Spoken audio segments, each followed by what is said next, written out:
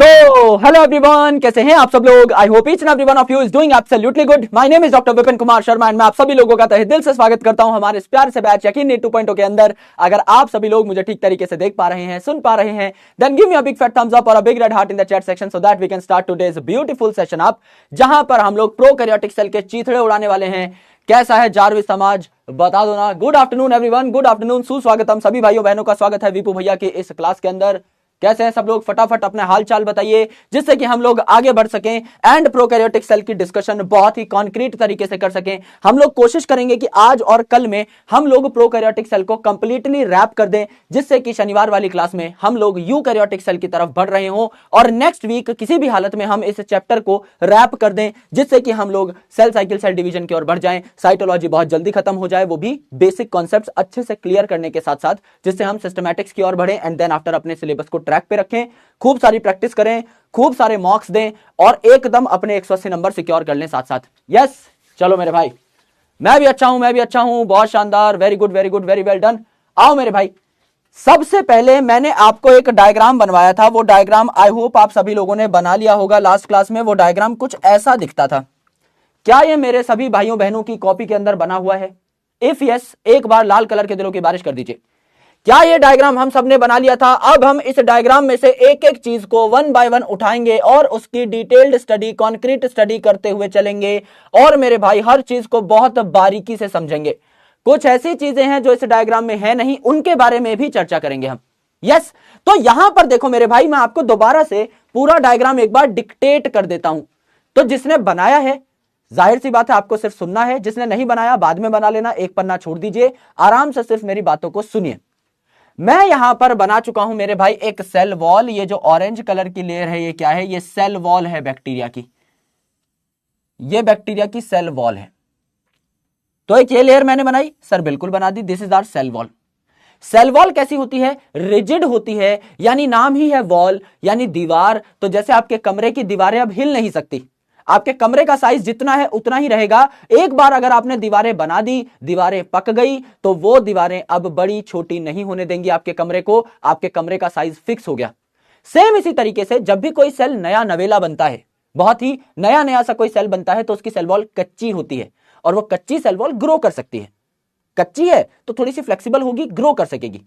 लेकिन मेरे भाई एक बार जब सेल अपने मैच्योरिटी पर पहुंच जाता है, एक बार अगर सेल का साइज कंप्लीट मैच्योरिटी पर पहुंच गया, तो उसके बाद उसे और ज्यादा बड़ा नहीं होना होता, तो सेल वॉल पक जाती है। उसमें कुछ नए केमिकल्स ऐड हो जाते हैं, सेल वॉल एकदम पक्की हो जाती है, रिजिड हो जाती है। उसके बाद सेल की शेप चेंज नहीं हो सकती, इसीलिए इसको वॉल बोल के संबोधित किया गया है, क्योंकि दीवार जैसे हैं, अंबुजा सीमेंट के बने हैं, ये नहीं हिलेंगे। तो ये जो सेल वॉल है, ये कैसी होती है? रिजिड होती है। और लगभग दुनिया के सारे प्रोकैरियोटिक सेल में सेल वॉल मिलेगी। एक्सेप्शन है माइकोप्लाज्मा, यानी पीपीएलओ। पीपीएलओ भी तो एक टाइप का माइकोप्लाज्मा ही था। माइकोप्लाज्मा में सेल वॉल एब्सेंट होती है, बाकी हर जगह हर प्रोकैरियोटिक सेल में आपको सेल वॉल देखने को मिलती है। ठीक है, ठीक है सर। सेल वॉल के अंदर मैंने एक लेयर बनाई जो कि फ्लेक्सिबल सी दिखाई दे रही है। यहां पर देखो, ये जो आपकी लेयर है, ये अंदर की साइड मुड़ गई, यानी इनफोल्ड हो गई। ये देखो अंदर की साइड मुड़ गई, यानी इनफोल्ड हो गई। अंदर की साइड मुड़ी, इनफोल्ड हुई, अंदर की साइड मुड़ी, इनफोल्ड हुई। और उसके बाद यहां पर अगर आप देखें तो ये बाहर की साइड मुड़ी, आउटफोल्ड हुई। यानी ये जो आपकी लेयर है, ये अंदर की साइड और बाहर की साइड फोल्ड हो सकती है, यानी इट इज मोर फ्लेक्सिबल। इस फ्लेक्सिबल लेयर को हम लोग क्या कहेंगे? सेल मेम्ब्रेन कहेंगे। और आपको पता है कि ये सेल मेम्ब्रेन जो है, ये एक यूनिवर्सल चीज होती है, ये दुनिया के हर सेल में पाई जाती है। चाहे प्रोकैरियोटिक सेल हो, चाहे यूकैरियोटिक सेल हो, चाहे प्लांट सेल, चाहे एनिमल सेल, दुनिया का कोई भी सेल सेल मेम्ब्रेन के बिना पाया जाएगा ही नहीं। सेल मेम्ब्रेन उसमें होगी ही होगी। तो प्रोकैरियोटिक सेल में आपको अच्छे तरीके से पता है कि मेम्ब्रेन बाउंड ऑर्गेनेल नहीं होती। लेकिन क्या आप ये कह सकते हैं कि इसमें सेल मेम्ब्रेन नहीं होती? सर नहीं कह सकते।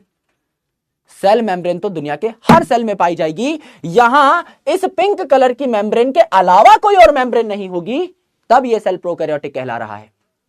अगर यूकैरियोटिक सेल होता तो इसमें सेल मेम्ब्रेन के अलावा और भी मेम्ब्रेन्स होती। न्यूक्लियस की मेम्ब्रेन, न्यूक्लियर के एनवेलप अलग होते, एंडो मेम्ब्रेन सिस्टम अलग होता, आपके माइटोकॉन्ड्रिया क्लोरोप्लास्ट की मेम्ब्रेन्स अलग होती, और भी मेम्ब्रेन्स होती। और भी कंपार्टमेंट होते, लेकिन यहां पर इकलौती मेम्ब्रेन जो पाई जा रही है वो है सेल मेम्ब्रेन, अंदर कोई मेम्ब्रेन बाउंड ऑर्गेनेल नहीं है, तो फ्लेक्सिबल सेल मेम्ब्रेन हमें देखने को मिली।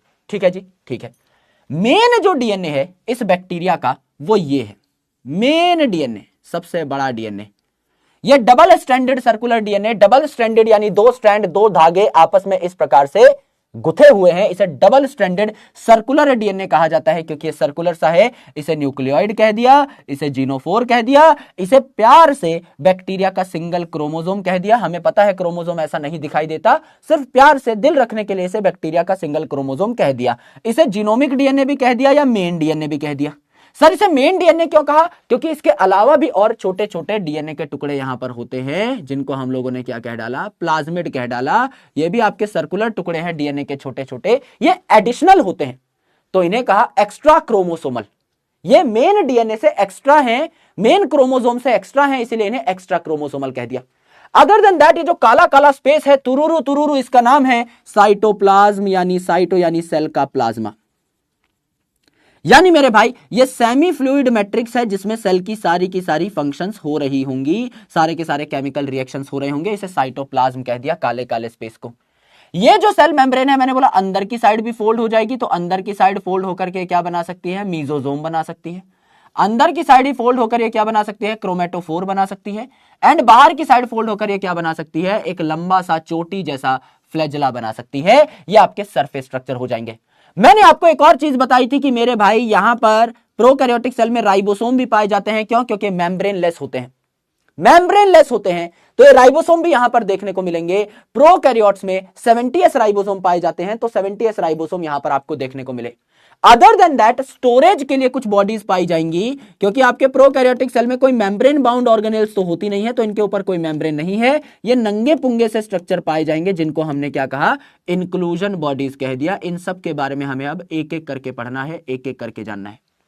क्या हम प्रोकैरियोटिक सेल को जानने के लिए, पहचानने के लिए बढ़िया तरीके से तैयार हैं? एक बार फटाफट बता दीजिए जिससे हम लोग आगे बढ़ सके। क्या यह डायग्राम सबको दोबारा से रिकैप हो गया है? क्या ये डायग्राम मेरे सारे भाइयों बहनों को दोबारा से अच्छे तरीके से रिकैप हो गया है? Can we start this topic again with the help of theory? क्या अब हम किताबों में घुस जाएं? अभी तक तो हमने एक ऐसा डायग्राम बनाया जो किताबों में नहीं है। क्या अब हम उस ज्ञान को इकट्ठा कर लें जो किताबों में दिया हुआ है, जहां से सवाल बनेगा? बिल्कुल बनेगा। और आज के लेक्चर से मिनिमम 4 नंबर का काम आपके पेपर में आएगा, यह मैं दावे के साथ कह रहा हूं। तो आज के लेक्चर को बहुत इत्मीनान से सुनना है, जहां डाउट आए मल्टीपल टाइम्स पूछना है, कोई जल्दबाजी नहीं हमें। हम हफ्ते में एक्स्ट्रा क्लास उठा सकते हैं जब हमारा मन करे। शाम का टाइम आपका फ्री ही है, और मुझे लगता है आपको पढ़ाई लिखाई के अलावा कोई और काम है नहीं। तो जाहिर सी बात है, जब भी आपके पास वक्त हो मुझे बता दिया करो। मेरे पास भी अगर उस वक्त थोड़ा बहुत टाइम बचा रहेगा, I can definitely take your extra class. तो टेंशन नहीं है। बस मेरे भाई मुझे बताओ, क्या हम चीरने फाड़ने के लिए तैयार हैं इस टॉपिक को? हमारे टॉपिक का नाम दोबारा से लिख लेते हैं हम लोग। हमारे टॉपिक का नाम है प्रोकैरियोटिक सेल।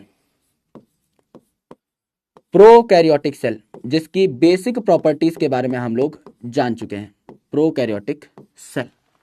अब मेरे भाई, क्या दुनिया के सारे प्रोकैरियोटिक सेल्स फंडामेंटली सिमिलर होंगे? भाई एक दो डिफरेंसेस हो सकते हैं, लेकिन प्रोकैरियोटिक सेल, जैसे अब आप दुनिया का कोई भी प्रोकैरियोटिक सेल ले लो, उसमें न्यूक्लियस नहीं होगा।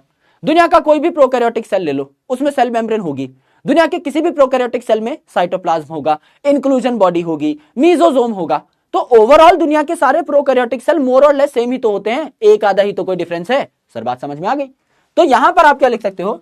Nearly all prokaryotic cells, nearly all prokaryotic cells are fundamentally similar. Fundamentally similar मतलब मोटी मोटी चीजें इनमें सेम है, एक आधा डिफरेंस तो हो ही सकता है। फंडामेंटली सिमिलर, यस, एक आधा कोई डिफरेंस होगा, वो हम साथ साथ पढ़ते हुए चलेंगे। कोई टेंशन, कोई दिक्कत, कोई परेशानी इसमें है नहीं। सबसे पहले जब भी हम किसी भी चीज की पढ़ाई स्टार्ट करते हैं, हम बाउंड्रीज के बारे में चर्चा करते हैं। तो पहली बाउंड्री के बारे में यहां पर बात कर लेते हैं हम लोग। पहली बाउंड्री यहां पर क्या हो जाएगी गुरुजी? पहली बाउंड्री हो जाएगी सेल वॉल। सबसे बाहर क्या पाया जा रहा था? Cell wall. क्या सेल वॉल के बारे में 3-4 बातें आप मुझे बता सकते हैं? गुरुजी हम बहुत बुद्धिमान बालक हैं, हम तो सवाल पूछने से पहले ही जवाब आगे कर देते हैं, इतने टैलेंटेड हैं हम। हाँ तो भैया सेल वॉल के बारे में 3-4 बातें बता डालो। इतने ही टैलेंटेड हो तो सेल वॉल के बारे में 3-4 बातें बता डालो। सबसे पहले सेल वॉल जो है, क्या it is rigid in nature? गुरुजी नाम ही है दीवार अंबुजा सीमेंट की बनेगी, यानी हिलेगी डुलेगी नहीं, अपनी जगह पर एकदम अडिग रहेगी। क्या ये सेल वॉल रिजिड होती है? क्या ये सेल वॉल नॉन फ्लेक्सिबल होती है? गुरुजी बिल्कुल होती है। ये रिजिड है यानी फ्लेक्सिबल नहीं है, इट इज नॉन फ्लेक्सिबल, यानी ये बड़ी छोटी नहीं हो सकती। एक बार अगर सेल मैच्योर हो जाए तो ये बड़ी छोटी नहीं होगी। तो क्या ये सेल को एक शेप प्रदान करेगी? क्या इसी बात से मैं एक पॉइंट निकाल सकता हूं कि it provides shape to the cell? It provides shape to the cell? गुरुजी बिल्कुल बता सकते हैं हम ये बात, इसमें क्या दिक्कत है? It provides shape to the cell, बिल्कुल हम ये बात कर सकते हैं। दूसरा इंपॉर्टेंट बात, ये तो रिजिड है ना, लेकिन जो आपका माइकोप्लाज्मा है उसमें ये एब्सेंट थी, पीपीएलओ में ये एब्सेंट थी, तो it is absent in mycoplasma. Mycoplasma में ये सेल वॉल देखने को मिल नहीं रही थी। सर ये बात भी हमें पहले से पता है, इसमें भी हमें कोई दिक्कत परेशानी नहीं है। सर कोई नया पॉइंट बता दीजिए। अब मेरे भाई, जिन बैक्टीरिया में, जिन प्रोकैरियोट्स में सेल वॉल है, उनमें किस चीज की सेल वॉल बनी हुई है ये हम लोग जान लेते हैं। जैसे अगर आप बात करें यू बैक्टीरिया की, जनरल बैक्टीरिया की, तो मेरे भाई यहां सेल वॉल किसकी बनेगी? यहां आप कह सकते हैं cell wall is made of which chemical? Cell wall is made of murein. Cell wall is made up of murein, जिसे प्यार से क्या कहते हैं? पेप्टिडोग्लाइकैन भी कहते हैं। जिसे प्यार से क्या कहते हैं? पेप्टिडोग्लाइकैन भी कहते हैं। एंड मेरे भाई, अगर आप बात करें आर्की बैक्टीरिया की, अगर आप बात करें आर्की बैक्टीरिया की, तो आर्की बैक्टीरिया में ये जो सेल वॉल है ये किस चीज की बनेगी? आर्की बैक्टीरिया में जो सेल वॉल है ये किस चीज की बनेगी? सूडोम्यूरिन की बनेगी। क्या बता दो ना? बिल्कुल बनेगी सर। इस केमिकल को हम कहते हैं सूडोम्यूरिन। तो यहीं की यहीं हमें सारे के सारे प्रोकैरियोट्स की सेल वॉल के बारे में भी बातें याद हो गई। यू बैक्टीरिया में म्यूरिन की, आर्की बैक्टीरिया में सूडोम्यूरिन की, एंड माइकोप्लाज्मा या पीपीएलओ में सेल वॉल है नहीं। सारे केसेस हमारे यहीं पर क्लियर हो गए। ये बातें हैं सेल वॉल की। क्या ऐसी कोई बात जो मेरे भाइयों बहनों को पहले से ना पता हो? सर बिल्कुल पता है। यह बात हमें इसलिए पता है क्योंकि हम बुद्धिमान बालक हैं, और यह बात हमें इसलिए पता है क्योंकि हम कल ही डिस्कस कर चुके थे। अगर आप डायग्राम में देखें तो भी इससे बाहर बात नहीं मिलेगी। यह आपके ऑरेंज कलर की सेल वॉल है जो रिजिड है, माइकोप्लाज्मा में एब्सेंट है। जिनमें प्रेजेंट है उनमें या तो पेप्टिडोग्लाइकन की होगी या सूडोम्यूरिन की होगी। सिंपल सी बात है। और जब हम सेल वॉल को डिटेल में पढ़ेंगे उस टाइम पर चर्चाएं करेंगे। प्रोकैरियोट में इतने पॉइंट्स फिलहाल के लिए आप याद रख लीजिए, ठीक है जी।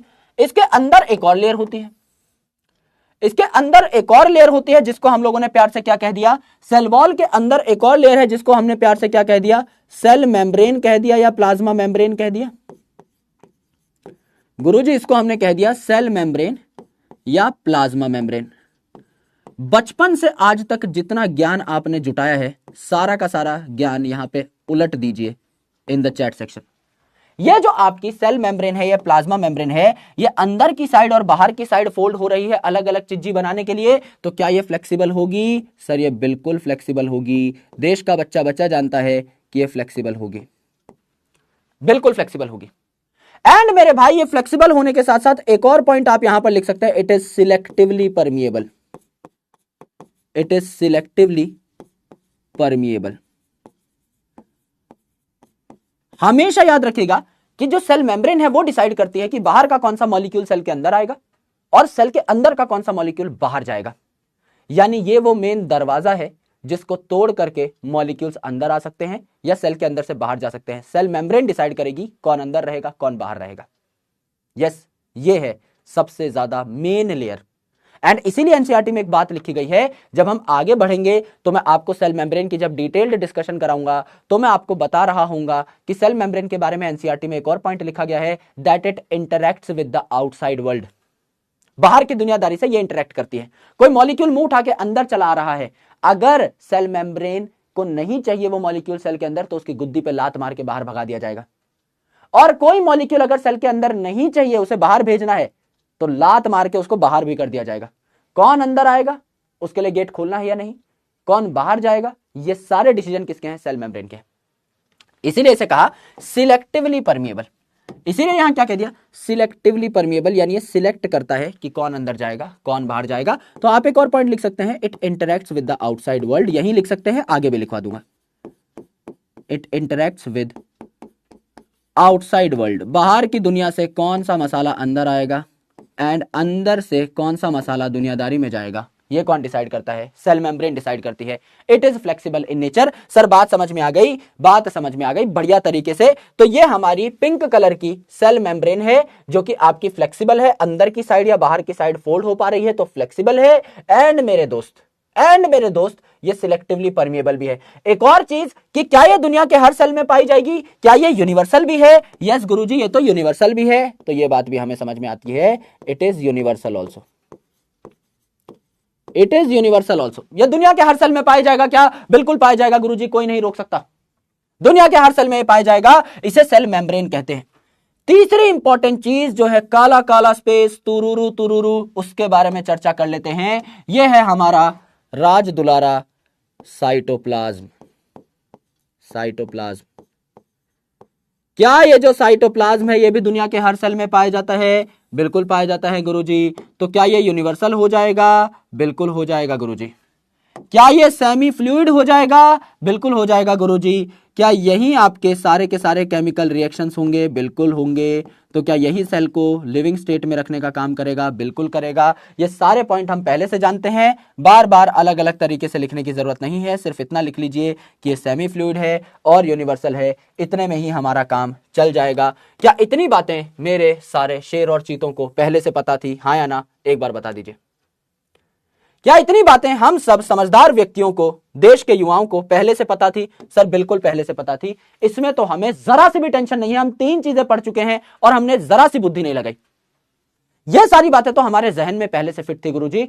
नया मसाला पढ़ा दीजिए, नया मसाला पढ़ेंगे अभी हम। हमने किस किस चीज के बारे में चर्चा कर ली? हमने बात कर ली इस ऑरेंज कलर की लेयर के बारे में, हमने बात कर ली इस पिंक कलर की लेयर के बारे में, हमने बात कर ली साइटोप्लाज्म के बारे में। अब जानेंगे न्यूक्लियोइड को, प्लाज्मिड को, इंक्लूजन बॉडी को, राइबोसोम को, मीजोसोम को, क्रोमेटोफोर को, फ्लैजेला को, फिम्ब्रे को, पिलाई को, सेल एनवेलप को जहां ग्लाइकोकैलिक्स आएगा। अब इनको जानेंगे, यह ज्यादा इंपॉर्टेंट है। तो सबसे पहले मैं आपको इस डायग्राम पे ही ले आता हूं एंड मेरे भाई मैं आपको बताता हूं कि हम अब डीएनए की स्टडी करेंगे। हर सेल के अंदर एक राजा वाली मेंटालिटी वाला मॉलिक्यूल होता है मेरे भाई, उसे डीएनए कहते हैं। जेनेटिक मटेरियल क्या है? जो पूरे के पूरे सेल पे राज कर रहा है, जो हुक्म चला रहा है, जो बता रहा है कि सेल में क्या क्या काम होना चाहिए। गधे की तरह भाग भाग के मजदूरी कौन कर रहा है? Sir protein. प्रोटीन को हम वर्क हॉर्स कहते हैं। प्रोटीन काम करता है, गधा मजदूरी करता है, लेकिन उस प्रोटीन को बना कौन रहा है? कौन डिसाइड कर रहा है कि प्रोटीन क्या काम करेगा? राजा डिसाइड कर रहा है, जो कि है डीएनए। तो डीएनए से आरएनए बनता है, आरएनए से फिर प्रोटीन बनता है और प्रोटीन हमारे सेल में सारे के सारे काम करता है। हमारे जो अधिकतर एंजाइम है वो क्या है? प्रोटीन ही तो है। हमारे जो नाखून है क्या है? प्रोटीन ही तो है। जो बाल हैं वो प्रोटीन ही तो है। बायोमोलिक्यूल चैप्टर जब आप पढ़ोगे तो आपको बताया जाएगा कि आफ्टर वाटर, पानी के बाद हमारे सेल में सबसे ज्यादा अबंडेंट चीज कौन है? प्रोटीन ही है। जैसे मैं आपको एक ट्रिक बताता हूं, मैं बचपन में ये ट्रिक यूज किया करता था। इसका ट्रिक का जो नाम है वो है वाटर प्रूफ न्यू कार ली। भैया हमने एक नई कार ली है, वाटर प्रूफ न्यू कार ली। ये एक्चुअल में बायोमोलिक्यूल चैप्टर का एक टेबल है। सबसे ज्यादा हमारे सेल में क्या है गुरुजी? पानी। फिर क्या है? पीआरओ यानी प्रोटीन। फिर है एनई यानी न्यूक्लिक एसिड, इसी से स्पेलिंग स्टार्ट होती है, एनई आता है उसमें। फिर कार यानी कार्बोहाइड्रेट, फिर एल फॉर लिपिड, फिर आई फॉर आयन। यानी वाटर के बाद सेकंड सबसे इंपॉर्टेंट चीज क्या है? प्रोटीन। यस, तो मेरे भाई प्रोटीन बहुत इंपॉर्टेंट है, लेकिन इस प्रोटीन को बनाता कौन है? राजा बनाता है, जो कि है डीएनए। तो हर सेल में जेनेटिक मटेरियल होना बहुत ही ज्यादा जरूरी है, तो इसीलिए हम डीएनए की चर्चा करेंगे। यहां पर डीएनए 2 तरीके से पाया जा रहा है मेरे भाई। एक तो आपका मेन गोला, ये वाला, और इसके अलावा छोटे छोटे और गोले हैं जो कई बैक्टीरिया में पाए जाते हैं। जरूरी नहीं सब में पाए जाए, पर अधिकतर बैक्टीरिया में पाए जाते हैं। इस मेन गोले के बारे में पहले चर्चा करते हैं। इसकी शक्ल को गौर से देखो। बायोलॉजी में हर डायग्राम ना कुछ कहता है आपसे, हर डायग्राम आपसे बात करता है, कुछ समझाना चाहता है। यहां देखो मेरे भाई, सबसे पहले क्या यहां पर दो धागे दिखाई दे रहे हैं जो आपस में गुथे हुए हैं? क्या ये डीएनए डबल स्ट्रैंडेड होगा? एक ये स्ट्रैंड, एक ये स्ट्रैंड, क्या ये डीएनए डबल स्ट्रैंडेड होगा? होगा सर। क्या ये डीएनए सर्कुलर होगा? गोल दिखाई दे रहा है रिंग की फॉर्मेट में? बिल्कुल दिखाई दे रहा है सर। एंड मेरे भाई, क्या इस डीएनए के साथ कुछ लगा हुआ दिखाई दे रहा है जो शायद इसको स्टेबिलिटी प्रोवाइड करता होगा? ये पीले पीले गोले लगे दिखाई दे रहे हैं? बिल्कुल दिखाई दे रहे हैं सर। डिटेल में समझते हैं कि ये गोले आखिर है क्या। Let's try to understand this in detail. तो हम क्या कह रहे थे? इस डीएनए को हम क्या कह रहे थे? बेसिकली जीनोफोर कह रहे थे या मेन क्रोमोसोम कह रहे थे बैक्टीरिया का। तो इसको कह रहे थे हम न्यूक्लियोइड। ठीक है, क्या हुआ ये? आराम से देखें, ये हुआ double stranded circular DNA. Double stranded circular DNA. Double stranded circular DNA है क्या ये? बिल्कुल sir, double stranded circular DNA है। अपने हाथों से बनाकर देख लेते हैं। ये मैंने बनाए अपने हाथों से डबल स्ट्रैंड्स। ये एक स्ट्रैंड है circular, toy toy toy toy toy toy toy. ये दूसरा strand, toy toy toy toy toy toy toy toy toy toy toy toy toy. बहुत बढ़िया, डबल स्टैंडर्ड सर्कुलर डीएनए बन गया है मेरे शेरों। बन चुका है। ओ शेरा, बन गया है क्या डबल स्टैंडर्ड सर्कुलर डीएनए? बन गया है गुरुजी, बिल्कुल बन गया है। यहां मैं कुछ और चीजें लगा देता हूं इसको स्टेबलाइज करने के लिए। मैं कुछ और चीजें लगा देता हूं। अगर ये मेरा डबल स्टैंडर्ड सर्कुलर डीएनए है तो मुझे आपको बच्चों की तरह रटवाने की जरूरत नहीं है कि इस डीएनए पे चार्ज कैसा होगा। बता दो ना, इस डीएनए पे चार्ज कैसा होगा? अगर आपको पता है पहले से कि इस पे चार्ज नेगेटिव होगा, कांग्रेचुलेशंस।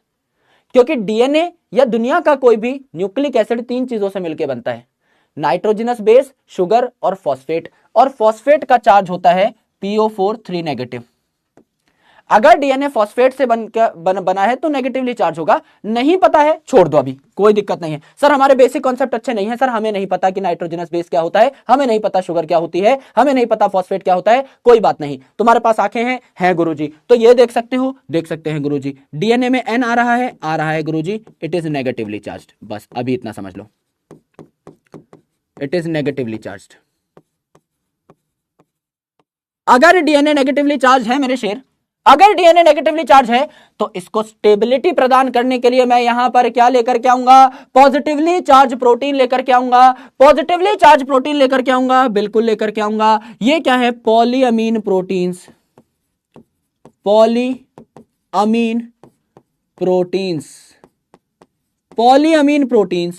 पॉलीअमीन यानी बहुत सारे अमीन होंगे यहां पर, और अमीनो ग्रुप का चार्ज क्या होता है? NH3+ होता है। क्या होता है गुरुजी? तो पॉलीअमीन प्रोटीन्स P फॉर पॉजिटिव होंगे, और डीएनए में N आ रहा है, ये N फॉर नेगेटिव होगा ड्यू टू फॉस्फेट। तो क्या इन दोनों की दोस्ती हो जाएगी? इन दोनों की दोस्ती हो जाएगी। क्या हो जाएगी गुरुजी? इन दोनों की दोस्ती हो जाएगी। यस, तो ये पॉलीअमीन प्रोटीन्स और डीएनए जो है आपस में गुथ जाएंगे, आपस में साथ पाए जा रहे होंगे, तो डीएनए एक जगह पर बांध दिया जाएगा। जैसे समझ लो मेरे पास एक पन्ना है, यहां पर मेरे पास समझ लो रुमाल है, उड़ते हुए फिर रहा है, पंखा चल रहा है कमरे में, उड़ते हुए फिर रहा है। अगर मैं चाहता हूं कि इसको एक जगह पे मैं टांग दूं, तो मैं क्या करूंगा? एक कील लूंगा, इसको एक जगह पे टांग दूंगा। अब ये एक जगह पर बैठ जाएगा, रुमाल जो है एक जगह पर बैठ जाएगा, क्योंकि मैंने क्या किया है? इसको एक जगह पे अटैच कर दिया है। सिमिलरली अब ये जो डीएनए है, देखो भैया, प्रोकैरियोटिक सेल में कोई न्यूक्लियस तो है नहीं कि उसके अंदर ये डीएनए एकदम फिट पाया जाएगा, घूमता रहेगा भाई, इधर उधर इधर उधर इधर उधर फैलता रहेगा। अब डीएनए की अपनी एक इज्जत है भाई, राजा वाली मेंटेलिटी है इसकी, अच्छा थोड़ी लगेगा ऐसे घूम रहा है। तो इसीलिए क्या किया? इसको कुछ प्रोटीन्स की मदद से एक जगह पे बांध दिया, एक इलाके में रख लिया कि हाँ भैया तुम इधर रहो, तुम्हें कुछ पॉजिटिवली चार्ज प्रोटीन्स के माध्यम से मैं बांध देता हूं एक जगह पे। इसको हम लोग कह रहे हैं कि न्यूक्लियोइड की अरेंजमेंट एक जगह पर फिक्स कर दी हमने with the help of polyamine proteins. Note कर लो एक चीज कि यहां हिस्टोन प्रोटीन्स नहीं होते, वो यूकैरियोट्स में पाए जाते हैं। आप यहां लिखेंगे histones are absent in prokaryotes. ये पॉलीअमीन प्रोटीन्स की जगह हमारे अंदर क्या पाए जाते हैं? हिस्टोन प्रोटीन्स, हाई लेवल के proteins. Histones are absent in prokaryote. तो ये प्रोकैरियोट और यूकैरियोट के बीच का एक और डिफरेंस हो जाएगा कि यहां लोअर लेवल के प्रोटीन होते हैं और यूकैरियोट में हायर लेवल के प्रोटीन होते हैं। गुरुजी बहुत बढ़िया तरीके से बात समझ में आ गई है। गुरुजी इतनी बात हमें अच्छे तरीके से समझ में आ गई है। यस यस गुरुजी, इतनी ही थी। This is the most important thing that you have to understand. मैंने क्या बोला, क्या ये डबल स्ट्रैंडेड सर्कुलर डीएनए है गुरुजी, ये डबल स्ट्रैंडेड सर्कुलर डीएनए है। सर्कल भी है, रिंग जैसा दिखाई दे रहा है, और दो स्ट्रैंड भी दिखाई दे रहा है, ऑरेंज कलर के, मैंने अपने हाथों से ही बनाए हैं। अब डीएनए नेगेटिवली चार्ज होता है, तो इसको स्टेबलाइज करने के लिए मुझे पॉजिटिवली चार्ज प्रोटीन्स चाहिए, तो मैं पॉजिटिवली चार्ज प्रोटीन्स यहां पर बना दूंगा। ये इस डीएनए को एक जगह पर बांध देंगे एंड स्टेबलाइज कर देंगे। करेक्ट है? ठीक है सर। तो आप यहां पर एक और बात लिख सकते हैं कि polyamine proteins stabilises DNA. Polyamine proteins binds और स्टेबलाइजेस डीएनए। बाइंड्स या स्टेबलाइजेस डीएनए, ये डीएनए को स्टेबलाइज करते हैं। करेक्ट है? करेक्ट है गुरुजी, बात समझ में आ गई है, बात चमक गई है, इसमें हमें कोई दिक्कत परेशानी नहीं है। ठीक है। अब मेरे भाई, इस मेन डीएनए के अलावा और भी तो छोटे छोटे डीएनए के गोले थे यहां पर, इनका क्या काम है गुरुजी? जब सारा का सारा मेन डेटा यहीं पर है तो इनका क्या काम है? Let's try to understand that very concretely मेरे भाई। इतना प्यारा टॉपिक है, बायोटेक्नोलॉजी में इतनी हेल्प करेगा जिसकी कोई हद नहीं, तो इसको भी हम लोग बहुत प्यारे तरीके से समझेंगे। एंड सिंस आप लोग 11वीं 12वीं पढ़ चुके हो, तो मैं आपको डिटेल में लेके जाऊंगा। कोई भी चीज आउट ऑफ द बॉक्स नहीं होगी, आउट ऑफ द कॉन्टेक्स्ट नहीं होगी। ऐसा नहीं है कि मैं दुनियादारी से बाहर की चीज बता दूंगा, पर कुछ चीजें 12वीं क्लास की भी मैं आपको एडवांस में बताऊंगा, जिससे जब हम आगे पढ़ रहे हो ना, तो हमें आसानी लगे। यस, तो मैं आपको कुछ और अच्छी अच्छी बातें बताना चाहता हूं। तो यहां पे हम लोग 4 चीजों के बारे में डिस्कस कर चुके हैं। Let's talk about the 5th thing, that is our plasmid. 5वीं चीज के बारे में बात कर लेते हैं, जिसका नाम है प्लाज्मिड। ठीक है, प्लाज्मिड के बारे में चर्चा करेंगे। ठीक है गुरुजी, बता दो ना प्लाज्मिड के बारे में। अभी बता देते हैं।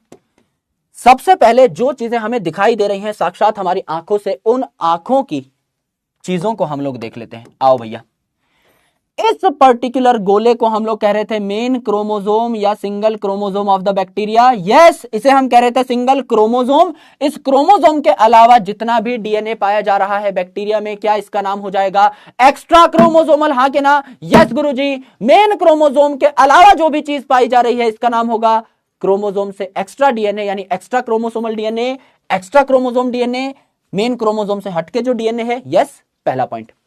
दूसरा इंपॉर्टेंट पॉइंट, यहां पर भी 2 स्ट्रैंड आपको दिखाई दे रहे हैं। 2 स्ट्रैंड है, यानी ये भी डबल स्टैंडर्ड है, डबल स्टैंडर्ड है, डबल स्टैंडर्ड है, एंड सर्कुलर है, गोल मटोल है। इसे डबल स्टैंडर्ड सर्कुलर डीएनए कहते हैं। सेम इसी तरीके से, बस इसका साइज छोटा है। क्या ये भी डबल स्टैंडर्ड सर्कुलर डीएनए है? बिल्कुल है।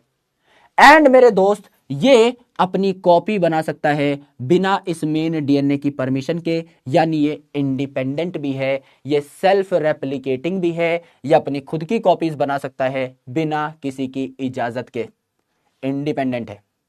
ये 3 बातें हमें यहां से समझ में आ जाती हैं। इसके अलावा और बातें हैं जो हम डिस्कस करेंगे, लेकिन अभी इतनी बातों को हम लोग साझा कर लेते हैं बढ़िया तरीके से। पहला पॉइंट, गुरुजी ने प्लाज्मिड की शक्ल देखकर क्या बताया? पहला पॉइंट आपने ये बताया गुरुजी कि it is extra chromosomal DNA. Main chromosome से एक्स्ट्रा है ये, it is extra chromosomal DNA. ठीक है? ठीक है सर। दूसरी इंपॉर्टेंट चीज, इसकी शक्ल कैसी है? 2 धागे हैं इसमें भी, और गोल मटोल इसकी शक्ल है, तो it is also double stranded circular DNA. ये भी डबल स्टैंडर्ड सर्कुलर डीएनए है। गुरुजी, ये बात भी समझ में आ गई। तीसरी इंपॉर्टेंट चीज, it can replicate on its own या replicate without permission of nucleoid. Without permission of nucleoid, nucleoid की परमिशन के बिना ही ये रेप्लिकेट कर सकता है। Therefore it is self replicating, it is self replicating. क्या ये बात करेक्ट है जी? एकदम करेक्ट है सर। ये तीनों बातें तो सर आपने हमें अभी अभी बताई हैं, ये तीनों बातें तो एकदम करेक्ट हैं। इसमें किसी को कोई डाउट, दिक्कत, परेशानी हो ही नहीं सकती। अगर मैं इस प्लाज्मिड के फंक्शंस की बात करूं, that is the most important thing. If I talk about the functions of a plasmid, this is the most important thing. पहला फंक्शन नोट करिए सारे के सारे, इसके दो फंक्शंस हैं। पहला फंक्शन क्या है? It provides, function number 1, it provides phenotypic characters, it provide phenotypic characters to bacteria। ये बैक्टीरिया को कुछ फिनोटिपिक कैरेक्टर प्रोवाइड करता है, like antibiotic resistance, like antibiotic resistance, यानी एंटीबायोटिक से, दवाइयों से रक्षा करता है बैक्टीरिया की, वरना बैक्टीरिया के चीथड़े उड़ जाएंगे, बैक्टीरिया की धज्जियां उड़ जाएंगी। तो बैक्टीरिया की रक्षा कौन करता है? बैक्टीरिया की रक्षा करता है प्लाज्मिड, क्योंकि उसमें क्या है? ये फिनोटिपिक कैरेक्टर प्रोवाइड करेगा। फिनोटिपिक का मतलब फिजिकल अपीयरेंस को चेंज करेगा। इट चेंजेस फिजिकल अपीयरेंस, इसकी शक्ल में बदलाव कर देगा, स्ट्रक्चर में बदलाव कर देगा। एंड मेरे भाई, कैसे फिजिकल अपीयरेंस में चेंज करेगा? बता दो ना गुरुजी, अभी बता देता हूं। समझ लीजिए मौत दरवाजे पे खड़ी है, तो क्या करोगे? गुरुजी दरवाजा बंद करेंगे। हे। ये भी कोई पूछने की बात है? क्योंकि मुझे पता है मैं मौत से तेज तो नहीं भाग पाऊंगा। यहां पर हमारे पास एकमात्र रास्ता यही है कि हम लोग मौत का रास्ता ब्लॉक करने की एकमात्र कोशिश करें। देखो यार, इंसान क्या है? बहुत बेवकूफ है। कैसे? क्योंकि इंसान हार नहीं मानता। ये अच्छी बात भी है, बुरी बात भी है। जैसे समझ लो मैं जंगल में गया और जंगल में राजा वाली मेंटालिटी वाला शेर रहता है। शेर ने मुझे रोटी खाता हुआ देख लिया कि पेड़ के नीचे बैठ के रोटी लपेट रहा है। उसने इंतजार किया कि ब्राह्मण आदमी है, इसको रोटी खाने देता हूं वरना पाप चढ़ेगा। लेकिन उसे फिर अपना कर्तव्य भी याद आ गया कि जैसे ये रोटी लपेट करके उठेगा, इसे मुझे लपेटना है। तो मेरे पीछे भागने लगा। अब मुझे पता है कि मैं शेर से तेज नहीं भाग सकता, लेकिन फिर भी मैं सबसे ज्यादा दिमाग लगा के क्या कर लूंगा? भागूंगा। 200 किलोमीटर प्रति घंटे की रफ्तार है शेर की। मैं तबड़ तबड़ तबड़ तबड़ करके भागूंगा उसके आगे और सोचूंगा कि मेरी जान बच जाएगी। This is my level of intellect. यह है गधे वाली मेंटेलिटी। सिमिलरली, ये जब बैक्टीरिया अपने सामने मौत को खड़ा देखता है साक्षात, ये बैक्टीरिया है, इसकी मेम्ब्रेन के बाहर दवाई खड़ी है, एंटीबायोटिक, दरवाजा खटखटा रही है। ठीक ठीक, अंदर एक प्लाज्मिड है, इस प्लाज्मिड में है एंटीबायोटिक रेजिस्टेंस का जीन, यानी एक ऐसा डीएनए, जीन का मतलब एक ऐसा डीएनए जो एक प्रोटीन बनाता है, और यह प्रोटीन क्या करता है? मेम्ब्रेन को सिग्नल देता है कि भैया भैया ब्लॉक हो जाओ, यानी अपने खिड़की दरवाजे बंद कर लो, बाहर साक्षात यमराज खड़े हैं। तो क्या इस मेम्ब्रेन को जब हमने ब्लॉक किया, इसको इम्परमिएबल बनाया, तो क्या स्ट्रक्चर में चेंजेस आए होंगे? बिल्कुल आए होंगे। अभी मैं ऐसे खड़ा हूं खुला खुला, अभी मैं ऐसे खड़ा हूं बंद बंद, है ना? बचपन में देखोगे शादी में एल्बम बनते थे ऐसे, 3-4 कंपलसरी पोज थे। तो मेरे भाई यहां पर अगर मैंने अपने आप को लॉक कर लिया है, बंद कर लिया है, तो स्ट्रक्चर में चेंजेस तो आए। यस गुरुजी, स्ट्रक्चर में चेंजेस आ गए। यस, वही स्ट्रक्चरल चेंजेस जो है उसी को हम फिनोटिपिक कैरेक्टर्स कहते हैं कि फिनोटिपिक कैरेक्टर में चेंज आ गए, चेंजेस इन फिजिकल अपीयरेंस, है ना? Changes in physical appearance by blocking the membrane, by blocking the membrane. Therefore, membrane becomes impermeable। ये कहती है कि मैं तो इस दवाई के लिए impermeable हूं और मैं इस दवाई को अंदर नहीं आने दूंगी। तो क्या बच जाएगा आपका बैक्टीरिया? बिल्कुल बच जाएगा। इसे एंटीबायोटिक रेजिस्टेंस कह रहे होते हैं गुरुजी, इसे एंटीबायोटिक रेजिस्टेंस कह रहे होते हैं। क्या ये बात मेरे सारे शेरों को समझ में आई? पहला फंक्शन क्या है? एंटीबायोटिक रेजिस्टेंस प्रदान करना, यानी दवाइयों से बैक्टीरिया की हिफाजत करना। क्या ये मेरे सारे शेर समझ पाए? बिल्कुल गुरुजी, बिल्कुल समझ पाए, बिल्कुल समझ पाए। यस, ये इसका पहला फंक्शन है जो कि काफी बेसिक फंक्शन था, इसको याद करना कोई बहुत बड़ी बात नहीं है। लेकिन दूसरा फंक्शन बहुत खतरनाक है भाई, दूसरा फंक्शन बहुत खतरनाक है। दूसरे फंक्शन में क्या होता है? ये जो प्लाज्मिड है, it acts as a gene taxi. Plasmid acts as a gene taxi. ये क्या करता है? जीन टैक्सी का काम करता है, मतलब जीन को ट्रांसफर करने में हेल्प करता है बैक्टीरिया के अंदर। समझ लीजिए ये एक बैक्टीरिया है, ठीक है, ये एक बैक्टीरिया है। इस बैक्टीरिया में इसका मेन डीएनए पहले से पाया जा रहा है, जिसका नाम क्या है, जिसका नाम है मिस्टर न्यूक्लियोइड। ठीक है जी, ठीक है। अब इसके अंदर क्या था, प्लाज्मिड भी पाया जा रहा था। मैं यहां पे अलग से बना रहा हूं जिससे बार बार ना बनाना पड़े, यहीं से कॉपी कर लूंगा मैं, है ना। मैं कह रहा हूं इसके अंदर इसका क्या था, प्लाज्मिड भी पाया जा रहा था, प्लाज्मिड भी पाया जा रहा था।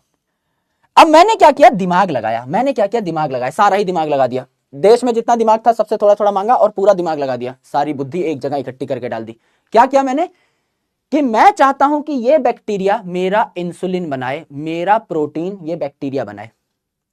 अगर मैंने अपना डीएनए बैक्टीरिया में डाल दिया तो बैक्टीरिया भी मेरा प्रोटीन बना सकता है, बस मेरा डीएनए इसके अंदर जिंदा रह जाए।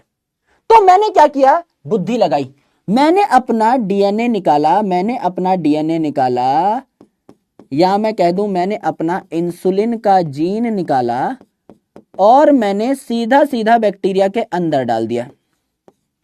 मैंने अपना इंसुलिन का जीन निकाला और सीधा सीधा बैक्टीरिया के अंदर डाल दिया। भैया यहां जाएगा, मौज मस्ती करेगा। और बैक्टीरिया तो गधा बैठा है, बैक्टीरिया के पास तो कोई एंजाइम है ही नहीं जिसका नाम है एंडोन्यूक्लियस। जैसे ही हमारे डीएनए को इसने देखा, इसे पता लग गया कि ये कोई फॉरेन पार्टिकल है, ये मेरे सेल का तो नहीं है, ये मेरा अपना खून तो नहीं है। गुद्दी पकड़ ली जाते हैं डीएनए की और दोनों स्ट्रैंड पकड़ के ऐसे छील दिया बीच में से डीएनए को। क्यों? क्योंकि हर ऑर्गेनिज्म जो कि इस दुनिया में है, क्या वो कॉन्शियस है? यस गुरुजी, वो कॉन्शियस है। हम लिविंग वर्ल्ड चैप्टर जब पढ़ेंगे तो आपको बताया जाएगा कि दुनिया के हर लिविंग ऑर्गेनिज्म में कॉन्शियसनेस होती है, यानी उसे पता है कि उसके शरीर में क्या हो रहा है, क्या गलत है उसके साथ, क्या सही है उसके साथ। Everyone knows everything.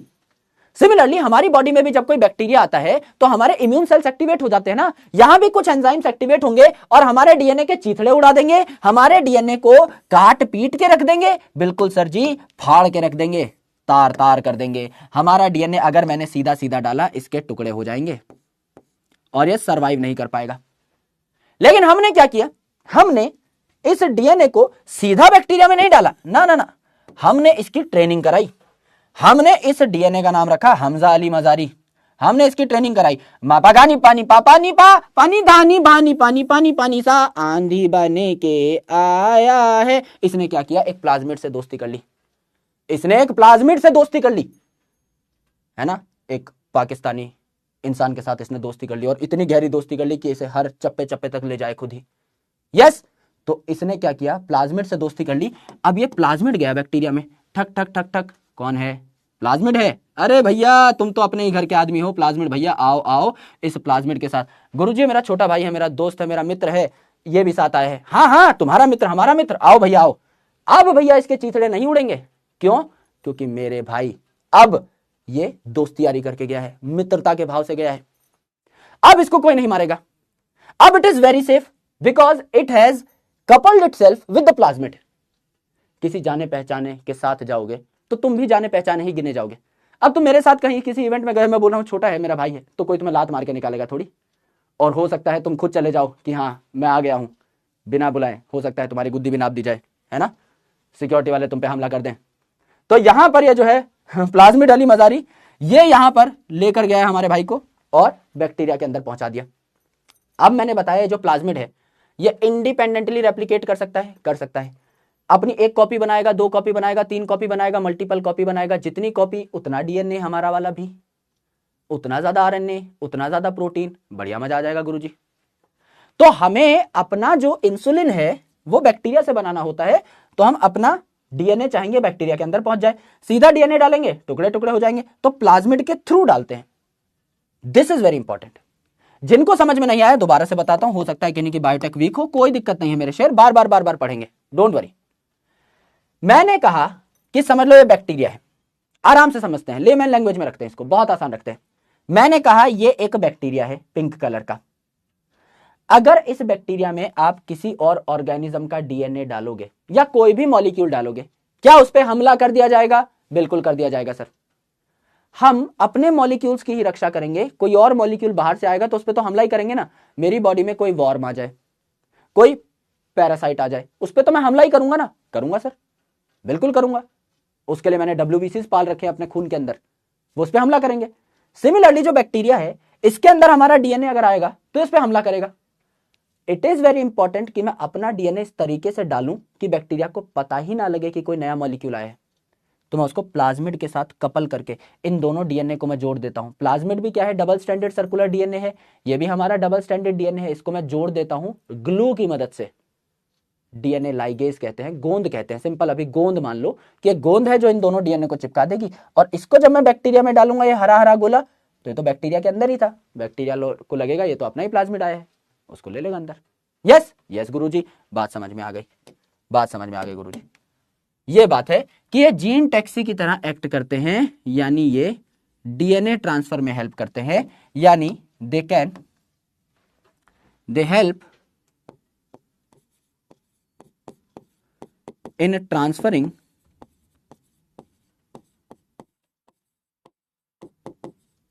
DNA of other organisms in bacteria. जैसे ह्यूमन का डीएनए यहां पर हमने बैक्टीरिया में डाला, of other organisms into bacteria. ठीक है जी, ठीक है। यानी बैक्टीरिया के अंदर चाहे कोई डीएनए ट्रांसफर करना हो तो भी प्लाज्मिड की मदद से कर सकते हैं। और यहां पर कुछ जीन भी पाए जाते हैं स्पेसिफिकली, जिनको कहा जाता है एंटीबायोटिक रेजिस्टेंस जीन्स। ये आपके बैक्टीरिया को अलग अलग दवाइयों से बचाते हैं कि कहीं दवाई बैक्टीरिया के चीथड़े ना उड़ा जाए। यस गुरुजी, बात समझ में आ गई। इतनी बातें सारे बालकों को समझ में आ गई हैं, इतनी बातें अच्छे तरीके से पकड़ में आई। एक बार तारा रारा इन द चैट सेक्शन प्लीज, फटाफट बता दो ना। यस यस, ठीक है ठीक है, बहुत शानदार। देखो मेरे भाई, अरे इसमें उतना कुछ समझने का है नहीं, ये तो 12th क्लास में आप पढ़ोगे ही, लेकिन फिर भी मैं आपको रेफरेंस के लिए बता देता हूं। ये छोटा सा गोला है, ये बैक्टीरिया के अंदर ही रहता है गोला प्लाज्मिड। इसके साथ कुछ भी अटैच करके भेजोगे आप तो बैक्टीरिया उसको एक्सेप्ट कर लेगा।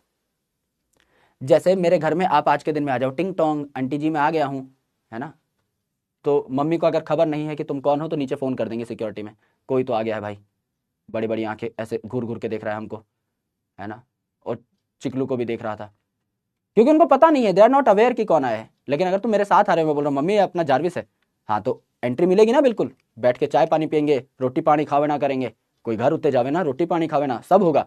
क्यों? क्योंकि तुम मेरे साथ आए हो मेरे घर में, तो तुम्हारी एंट्री तो मुफ्त हो गई ना। सिमिलरली अगर हम अपना डीएनए बैक्टीरिया में भेजना चाहते हैं, अकेले नहीं भेज सकते, किसी जाने पहचाने के साथ कपल करके भेजना पड़ेगा, जिससे बैक्टीरिया तुम्हें अपना ले।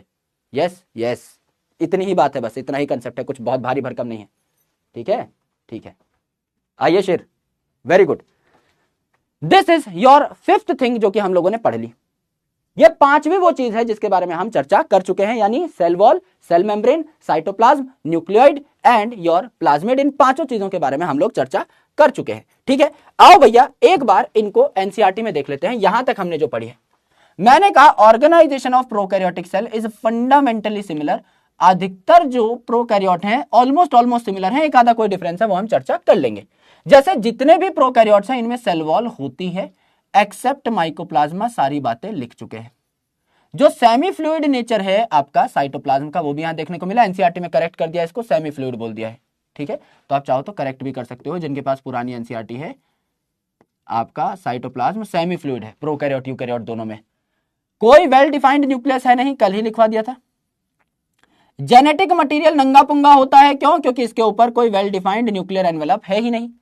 इसे डीएनए को हम जीनोमिक डीएनए कहते हैं, या सिंगल क्रोमोसोम कहते हैं बैक्टीरिया का, या डबल स्टैंडर्ड सर्कुलर डीएनए कहते हैं, या न्यूक्लियोइड या जीनोफोर कहते हैं, हमने और नाम लिखे थे। एंड मेरे भाई इसके अलावा भी छोटा छोटा सर्कुलर डीएनए पाया जाता है आउटसाइड द न्यूक्लियोइड, जिसको हम लोग प्लाज्मिड कहते हैं। ये प्लाज्मिड बैक्टीरिया को अलग अलग फिनोटिपिक कैरेक्टर देता है, जैसे रेजिस्टेंस टू एंटीबायोटिक। एंड आप अगली क्लासेस में पढ़ेंगे कि ये जो है आपका बेसिकली बैक्टीरियल ट्रांसफॉर्मेशन में भी हेल्प करता है, यानी डीएनए जो है किसी और ऑर्गेनिज्म का डीएनए बैक्टीरिया में पहुंचाने में हेल्प करता है। ठीक है, इतनी बातें हम लोग अच्छे तरीके से कर चुके हैं।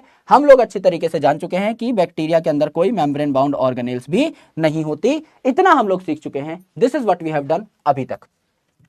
थोड़ा सा और गहराई में चलेंगे, अब थोड़ी सी और चीजों को जानेंगे और बढ़िया तरीके से हम लोग चीजों को समझने की कोशिश करेंगे। ठीक है, यहां तक की बातें क्लियर हैं? किसी को कोई डाउट, किसी को कोई तकलीफ, कोई परेशानी, फटाफट बताइए। यहां तक की बातें सारे भाइयों को समझ में आई हैं? एक बार फटाफट बता दो ना। यस यस,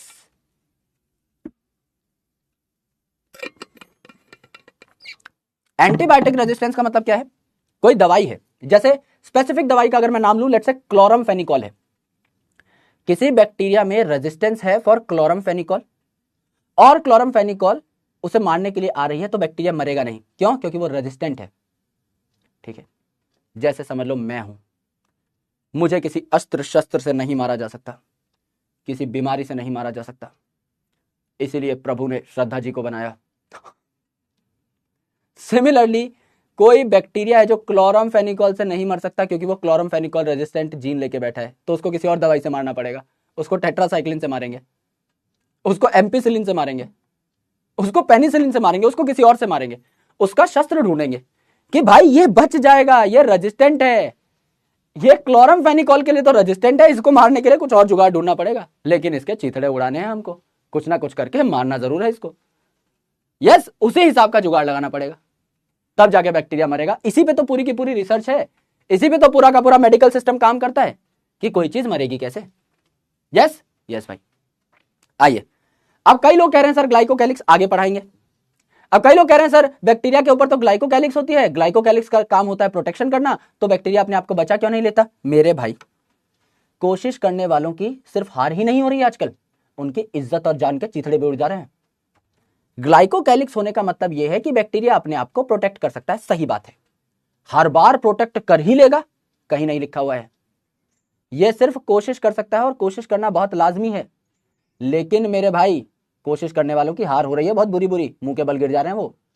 यस, कोई बहुत तगड़ी दवाई आई ना, कोई बहुत तगड़ा इम्यून सेल आया, यूं पकड़ लेगा बैक्टीरिया को ग्लाइकोकैलिक्स समेत ही और पिचका के मार देगा। आप अपनी तरफ से रेडी रहो कि हाँ मेरे पास ग्लाइकोकैलिक्स है, मेरा नसीब अच्छा हुआ तो मैं बच जाऊंगा, वरना तो शहीद होना ही है। आपके पास प्रोटेक्टिव टूल है, इसका मतलब ये नहीं है कि आप बीमार नहीं पड़ोगे, हारोगे नहीं। ऐसे तो आपका भी पूरा इम्यून सिस्टम एट प्लेस है। कोरोना वायरस से लड़ पाए? हर दूसरे दिन जो नाक टपकती रहती है, कॉमन कोल्ड तक को नहीं हरा पाते हम। कुछ ना कुछ आ ही जाता है ना कोई बीमारी लगी रहती है हमेशा। तो आप तो बोलोगे सर हमारा तो इम्यून सिस्टम बहुत ससेप्टेबल है, हमें तो बहुत हर जंग जीतनी है हमें तो। क्यों भाई, किसने कहा है? कोशिशें कर सकते हो, बहुत जरूरी है कोशिशें करना। जो भी अंदर आए आपकी बॉडी में उस पैथोजन से लड़ना, लड़के जीत जाओगे ये कहीं नहीं लिखा है भाई। मरना होगा मर ही जाओगे। यस, यही बात है भाई। तो ना ग्लाइकोकैलिक्स बचा पाएगी, मौत लिखी होगी नसीब में, ना ग्लाइकोकैलिक्स बचा पाएगी, और ना भैया प्लाज्मिड बचा पाएगा। और बचना ही होगा तो वैसे भी बच जाएगा, सिंपल है। ठीक है, ठीक है भैया, इतनी बात समझ में आ गई। थोड़ा पर्सनल चले गए आप, लेकिन बात समझ में आ गई हमको, बहुत अच्छी बात है। आओ, अगली जो चीज है वो है छठे नंबर की चीज, थाला -1 कर देते हैं यहां पर।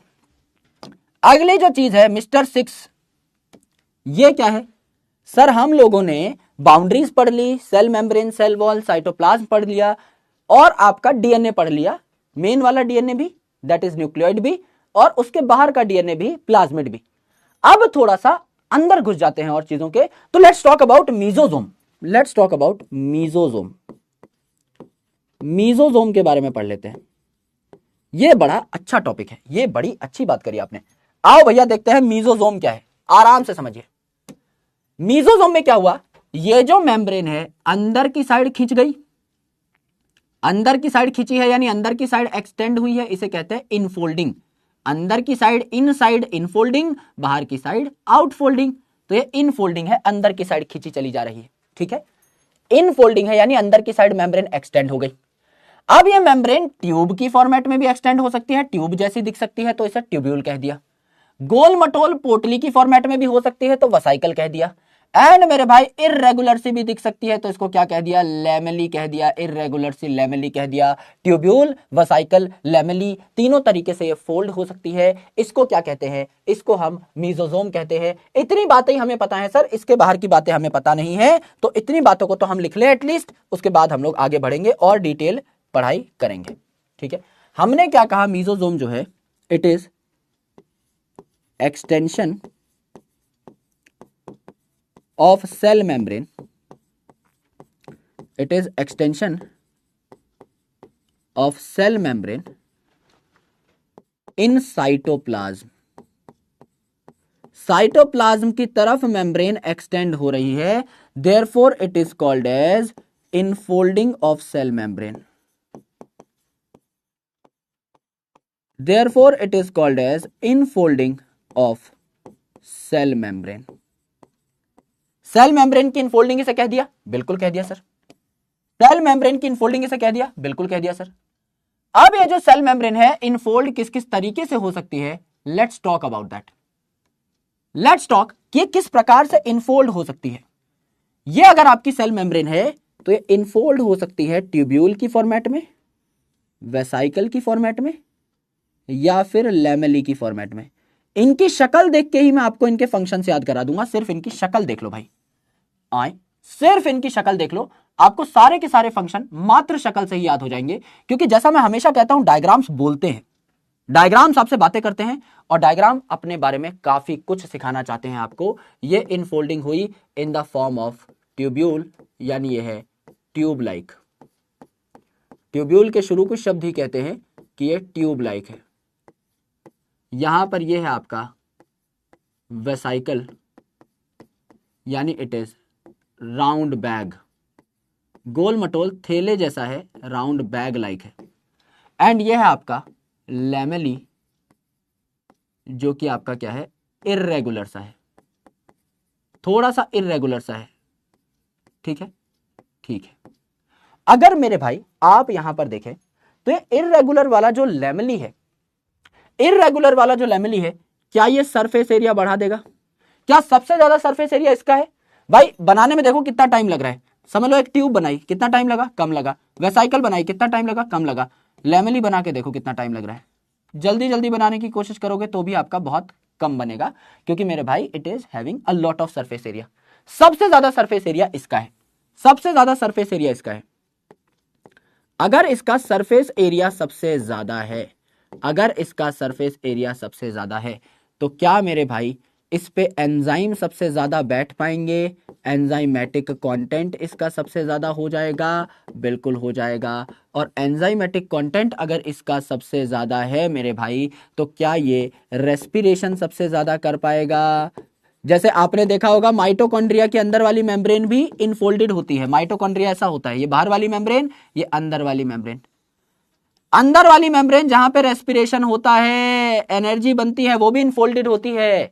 यस, तो मेरे भाई इनफोल्डिंग से सरफेस एरिया बढ़ता है ना, तभी माइटोकॉन्ड्रिया को पावर हाउस कहते हैं, ज्यादा एनर्जी वो बना पाता है। तो यहां रेस्पिरेशन ज्यादा होगी तो एटीपी फॉर्मेशन ज्यादा होगी, एटीपी फॉर्मेशन ज्यादा होगी। तो पहला काम है रेस्पिरेशन करना या एटीपी बनाना, जो कौन करेगा? लैमेली करेगा। इन तीनों में से कोई पूछ ले कि कौन करेगा ये वाला काम, क्या लैमेली करेगा? बिल्कुल करेगा।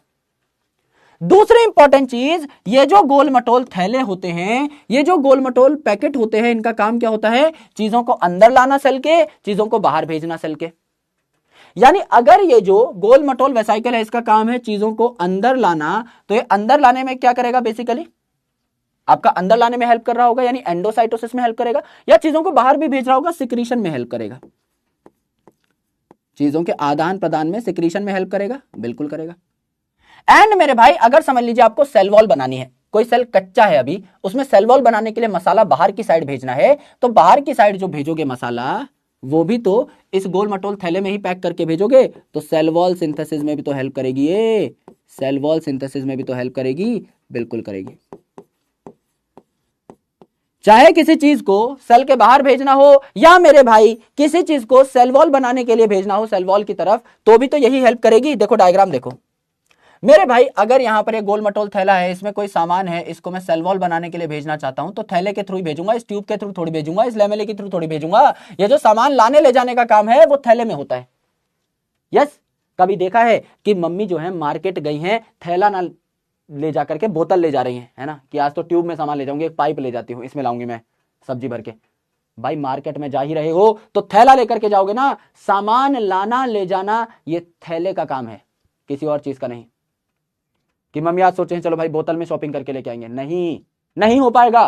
तो ये काम ही है इस वेसाइकल का। तो चाहे सेल वॉल बनाने के लिए चिज्जी बाहर की साइड भेजनी हो, या कोई चिज्जी पूरे सेल के ही बाहर भेजनी हो, ये जो पैक होकर के चिज्जियां जा रही हैं, ये किसका काम है? वेसाइकल का ही काम है, इसी का काम होता है, तो कोई और कर भी नहीं सकता। तो दो फंक्शन इसके याद हो गए, सेल वॉल फॉर्मेशन या फिर चीजों को सिक्रेट करना, आपके सेल के बाहर भेजना। इसका सरफेस एरिया काफी ज्यादा है, तो इसका काम होगा रेस्पिरेशन करना, सरफेस एरिया बढ़ाना। सर बात समझ में आ गई। इस ट्यूब का काम बता दो ना, इस ट्यूब का काम बता दो गुरुजी। ट्यूब बड़ी खतरनाक लग रही है। ट्यूब का काम मैं आपको सिखाता हूं, very important, very very very important. आराम से देखिए, समझ लीजिए ये एक बैक्टीरिया है, समझ लीजिए ये एक बैक्टीरिया है, इसकी सेल वॉल है, अंदर की साइड में बना दे रहा हूं सेल मेम्ब्रेन, अंदर की साइड मैंने बना दी क्या, सेल मेम्ब्रेन। ठीक है, ठीक है सर। ये है यहां पर double stranded circular DNA, double stranded circular DNA. ठीक है, क्या होता है, ये जो डीएनए है ना, इस पे आकर के ये ट्यूब अटैच हो जाती है। एक ट्यूब जो है ये इस डीएनए पे आके अटैच हो जाती है, ऐसे ऐसे अटैच हो जाती है, टॉई ऐसे अटैच हो। ठीक है, बिल्कुल अटैच हो गई सर। अब क्या हुआ, ये जो ट्यूब है, क्योंकि मेम्ब्रेन फ्लेक्सिबल होती है तो मेम्ब्रेन अलग अलग जगह से इनफोल्ड हो सकती है, तो ये ट्यूब जो है ये क्या करती है मेरे भाई, अपने आप को और फ्लेक्सिबल बना लेती है। एंड यहां बन जाएंगी क्या, दो ट्यूब्स, एंड यहां क्या बन जाएंगी, दो ट्यूब्स बन जाएंगी इस हिसाब से, एंड यहां बन जाएंगी दो ट्यूब्स, और डीएनए के दोनों स्ट्रैंड को पकड़ लेंगी। एक ट्यूब ने एक स्ट्रैंड को पकड़ा, दूसरी ट्यूब ने, क्योंकि मेम्ब्रेन फ्लेक्सिबल है तो और ट्यूब बना सकती है, और ट्यूब्यूल बना सकती है, इसने दूसरे स्ट्रैंड को पकड़ लिया, लेट से इसको पकड़ लिया। ठीक है, अब मेम्ब्रेन फ्लेक्सिबल है तो ये ट्यूब दूर दूर भी जा सकती हैं, ये ट्यूब खिसक खिसक के इधर आ सकती है, ये ट्यूब खिसक खिसक के उधर आ सकती है, तो आपका क्या हो जाएगा, यहां पर आपके ट्यूब्स दूर दूर पहुंच जाएंगी। ये क्या हुआ ये क्या हुआ, ये ट्यूब्स दूर दूर खिसक जाएंगी। हाँ गुरुजी, दूर दूर खिसक जाएंगी, और जब दूर दूर खिसकेंगी तो अपना हक मार के ले जाएंगी, अपना हक मार के ले जाएंगी, साडा हक एथे रख हो जाएगा। ये ट्यूब कहेगी मेरा वाला डीएनए इधर दे दो, मेरा वाला स्टैंड, ये ट्यूब कहेगी मेरा वाला स्टैंड इधर दे दो ना। ठीक है, तो इनका स्टैंड जो है अलग अलग हो जाएगा, एकदम अलग ही लेवल का स्टैंड इनके पास पहुंच जाएगा। यहां पर ये वाला स्टैंड इस साइड पहुंच गया, यहां पर ये वाला स्टैंड इस साइड पहुंच गया। ठीक है गॉड ब्लेस यू वाली जनता आ गई भाई, ये तो पढ़ी हुई जनता आ गई, पढ़ी लिखी। इतने अच्छे बालक हो यार तुम, मैं तो तुम्हें गलत समझ रहा था यूं। अब ये दोनों के दोनों स्टैंड जो है, अब ये दोनों के दोनों स्टैंड जो है अलग अलग पहुंच गए, और डीएनए की पहचान क्या होती है, ये अपने दूसरे स्टैंड को खुद सिंथेसाइज कर सकता है। एक स्टैंड है तो रेप्लिकेशन से दूसरा स्टैंड खुद बना लेगा, तो डीएनए की दो कॉपी हो गई। तो डीएनए की दो कॉपी बनना और इन दोनों कॉपीज को अलग अलग ले जाने का काम किसका था, डीएनए को अलग अलग करना यानी डिस्ट्रीब्यूट करना और इसकी कॉपीज बनाना। इसमें कौन हेल्प कर रहा है गुरुजी, इसमें हेल्प कर रहा है आपका कौन, ट्यूब्यूल। इसमें कौन हेल्प कर रहा है, ट्यूब्यूल हेल्प कर रहा है। करेक्ट, करेक्ट है सर, ये बात हमें समझ में आ गई। दोबारा सीखो, अभी तो मैं डायग्राम बनवा रहा था तो आपका मेन ध्यान डायग्राम पे होगा, लिख रहे होंगे आप मेरे साथ साथ, पर कोई बात नहीं। अभी मैं आपको आराम से समझाता हूं कि इस डायग्राम में है क्या। मैंने कहा एक ट्यूब है, मेम्ब्रेन फोल्ड होकर ट्यूब बना सकती है, कई सारे ट्यूब्स बना सकती है। मैं कह रहा हूं यहां पे एक ट्यूब है जो इस न्यूक्लियोइड से कनेक्टेड है, इस डीएनए से कनेक्टेड है। बाद में एक और ट्यूब बन गई, एक ऊपर वाले स्टैंड से कनेक्टेड हो गई, एक नीचे वाले स्टैंड से कनेक्टेड हो गई। दोनों ट्यूब की आपस में लड़ाई हो गई, ये दूर दूर भागने लगी। एक ने एक स्टैंड को इस साइड रख लिया, दूसरी दूसरे स्टैंड को लेकर इस साइड भाग गई। डीएनए की फितरत है कि वो एक स्ट्रैंड से दूसरा स्ट्रैंड खुद बना सकता है, इसी को रेप्लिकेशन का प्रोसेस कहते हैं। तो यहां एक स्ट्रैंड था, इसने भी अपना दूसरा स्ट्रैंड बना लिया, यहां पे एक स्ट्रैंड था, इसने भी अपना दूसरा स्ट्रैंड बना लिया, यानी डीएनए की दो कॉपीज बन गई। अब पूरा सेल डिवाइड हो जाएगा दो टुकड़ों में, तो आपका क्या हो जाएगा, डॉटर सेल्स यहां पर बन जाएंगी। तो ये जो डीएनए का सेपरेशन है और डीएनए की रेप्लिकेशन है, इसमें हेल्प किसने किया, ट्यूब्यूल ने किया। तो अगर आप फंक्शन ऑफ ट्यूब्यूल देखें तो आपको ये समझ में आ जाएगा कि फंक्शन ऑफ ट्यूब्यूल क्या है, DNA replication and distribution. What is the function of tubule, what is the function of tubule. अगर आप यहां पर लिखना चाहें तो क्या लिख सकते हैं, DNA replication and distribution. DNA को इन्होंने रेप्लिकेट करने में भी हेल्प किया एंड अलग अलग भी किया, यानी डिस्ट्रीब्यूशन में भी हेल्प किया। तो फंक्शन वन कौन सा है, फंक्शन वन है डीएनए डिस्ट्रीब्यूशन। फंक्शन वन है डीएनए डिस्ट्रीब्यूशन, और दूसरा फंक्शन है डीएनए रेप्लिकेशन। डीएनए रेप्लिकेशन, इतनी बात समझ में आई, समझ में आ गई गुरुजी। अनदर वेरी इंपॉर्टेंट पॉइंट जो मैं नोट बना के लिख सकता हूं यहां पर, आप भी नीचे नोट बना के ऐड कर सकते हो कि मेरे भाई आपके यूकैरियोटिक सेल में जो काम माइटोकॉन्ड्रिया कर रहा होता है, प्रोकैरियोटिक सेल में वही काम कौन कर रहा होगा? लैमेली कर रहा होगा। लैमेली में क्या हो रही है? रेस्पिरेशन यानी एटीपी फॉर्मेशन यानी एनर्जी बन रही है। और ये सेम काम हमारे सेल में कौन करता है? माइटोकॉन्ड्रिया, है ना? तो क्या इनके फंक्शन सेम हो गए? बिल्कुल, आप ये कह सकते हैं, आप नोट बना के लिख सकते हैं, रेस्पिरेशन इज डन बाय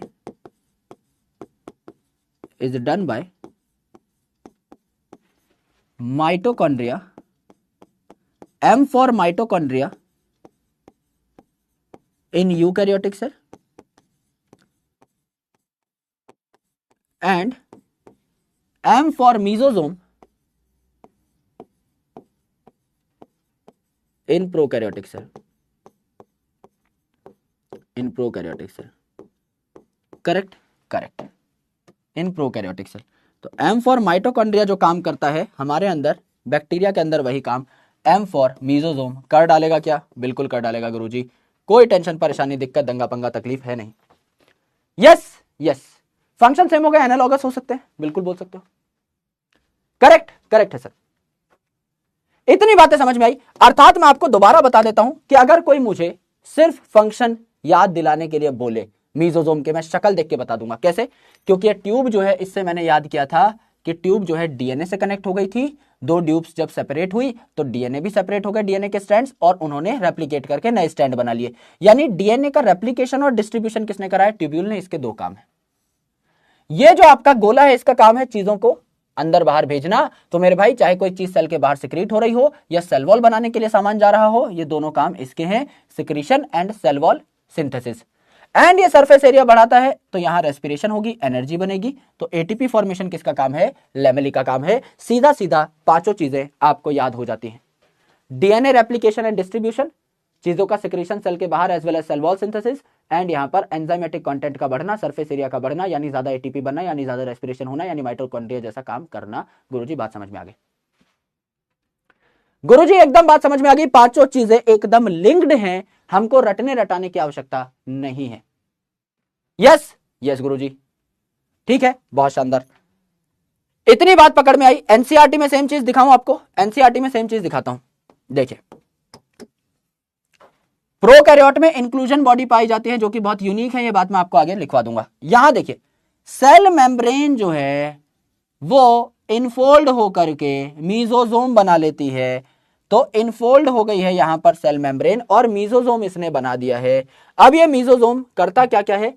यहां दे रखा है आपका सेल एनवेलप के बाद एक स्पेशल मेम्ब्रेनस स्ट्रक्चर है जिसका नाम है मीजोजोम, जो कि एक्सटेंशन ऑफ सेल मेम्ब्रेन से बना है। एक्सटेंशन मतलब खिंचाव से, अंदर की साइड खिंचाव तो इनफोल्डिंग, बाहर की साइड खिंचाव तो आउटफोल्डिंग। तो अंदर की साइड खिंचाव हो रहा है तो इसे इनफोल्डिंग हमने कह दिया।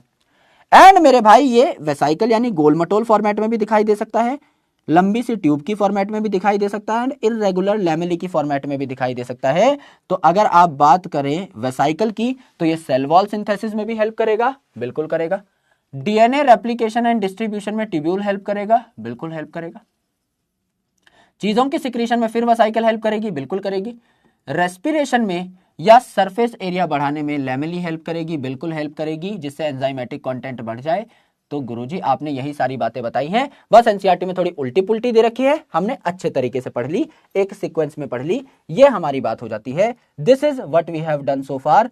इतनी बातें सारे शेरों को समझ में आई हैं तो एक बार फटाफट चैट सेक्शन में लाल कलर के दिलों की बारिश हो जाए, जिससे हम लोग आगे बढ़ सकें। And let's talk about the seventh most important thing, that is chromatophore. क्या हम मेरे भाई आगे की बातें कर सकते हैं? क्या हम आगे की बातें कर सकते हैं? क्वेश्चंस कराएंगे दोस्त, पहले एक बार थ्योरी कंप्लीट हो जाए, फिर क्वेश्चंस पे भी हम लोग हमला कर रहे होंगे। यस, आ जाओ आ जाओ मेरे भाई। ऑल राइट एवरीवन, बहुत शानदार, very good very good very good, good response. आइए अगली चीज जो है, मिस्टर थाला का नंबर डाल लेते हैं हम लोग, 7th ही है, 7th slide and 7th thing, बहुत अच्छी बात है। आइए 7वीं जो चीज है यहां पर वो हो जाएगी आपकी क्या? ये हो जाएगी आपकी क्रोमेटोफोर, ये हो जाएगी आपकी क्रोमेटोफोर। नाम में घुस जाओ, खोपड़ी पे चमेली का तेल लगा के। क्रोमा का मतलब क्या होता है मेरे लाल? गुरुजी क्रोमा का मतलब होता है कलर, रंग बिरंगा। फोर का मतलब क्या होता है गुरुजी? डंडे जैसा, डंडा। गुरुजी ये तो हमें पता है, ठीक है। क्रोमेटोफोर मतलब कलरफुल डंडा। तो ये कलरफुल डंडा भी क्या मेरे भाई आपकी मेम्ब्रेन की इनफोल्डिंग से बन रहा है? बिल्कुल बन रहा है। गुरुजी डायग्राम में दिखा दो ना, ये देख लो। आपकी मेम्ब्रेन जो है अंदर की साइड एक्सटेंड हो रही है, यानी अंदर की साइड फोल्ड हो रही है, यानी इनफोल्ड हो रही है। इसी को हमने क्रोमेटोफोर कहा, जिस पे रंग बिरंगे पिगमेंट लगे हुए हैं जो फोटोसिंथेसिस में हेल्प करेंगे। बिल्कुल करेंगे। ये सेम बातें हम लोग देख चुके थे, इसी बात को हमें एक और बार सुन लेना है। It is formed by the extension of cell membrane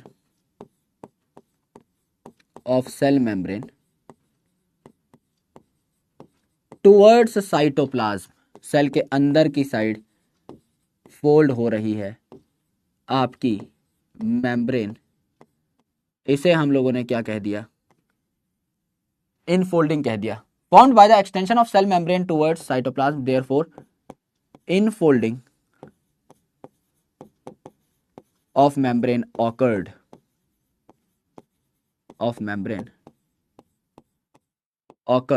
correct, correct है शेर। इतनी बात सबको समझ में आ गई होगी। गुरुजी स्ट्रक्चर बना लेते हैं एक बार रेफरेंस के लिए।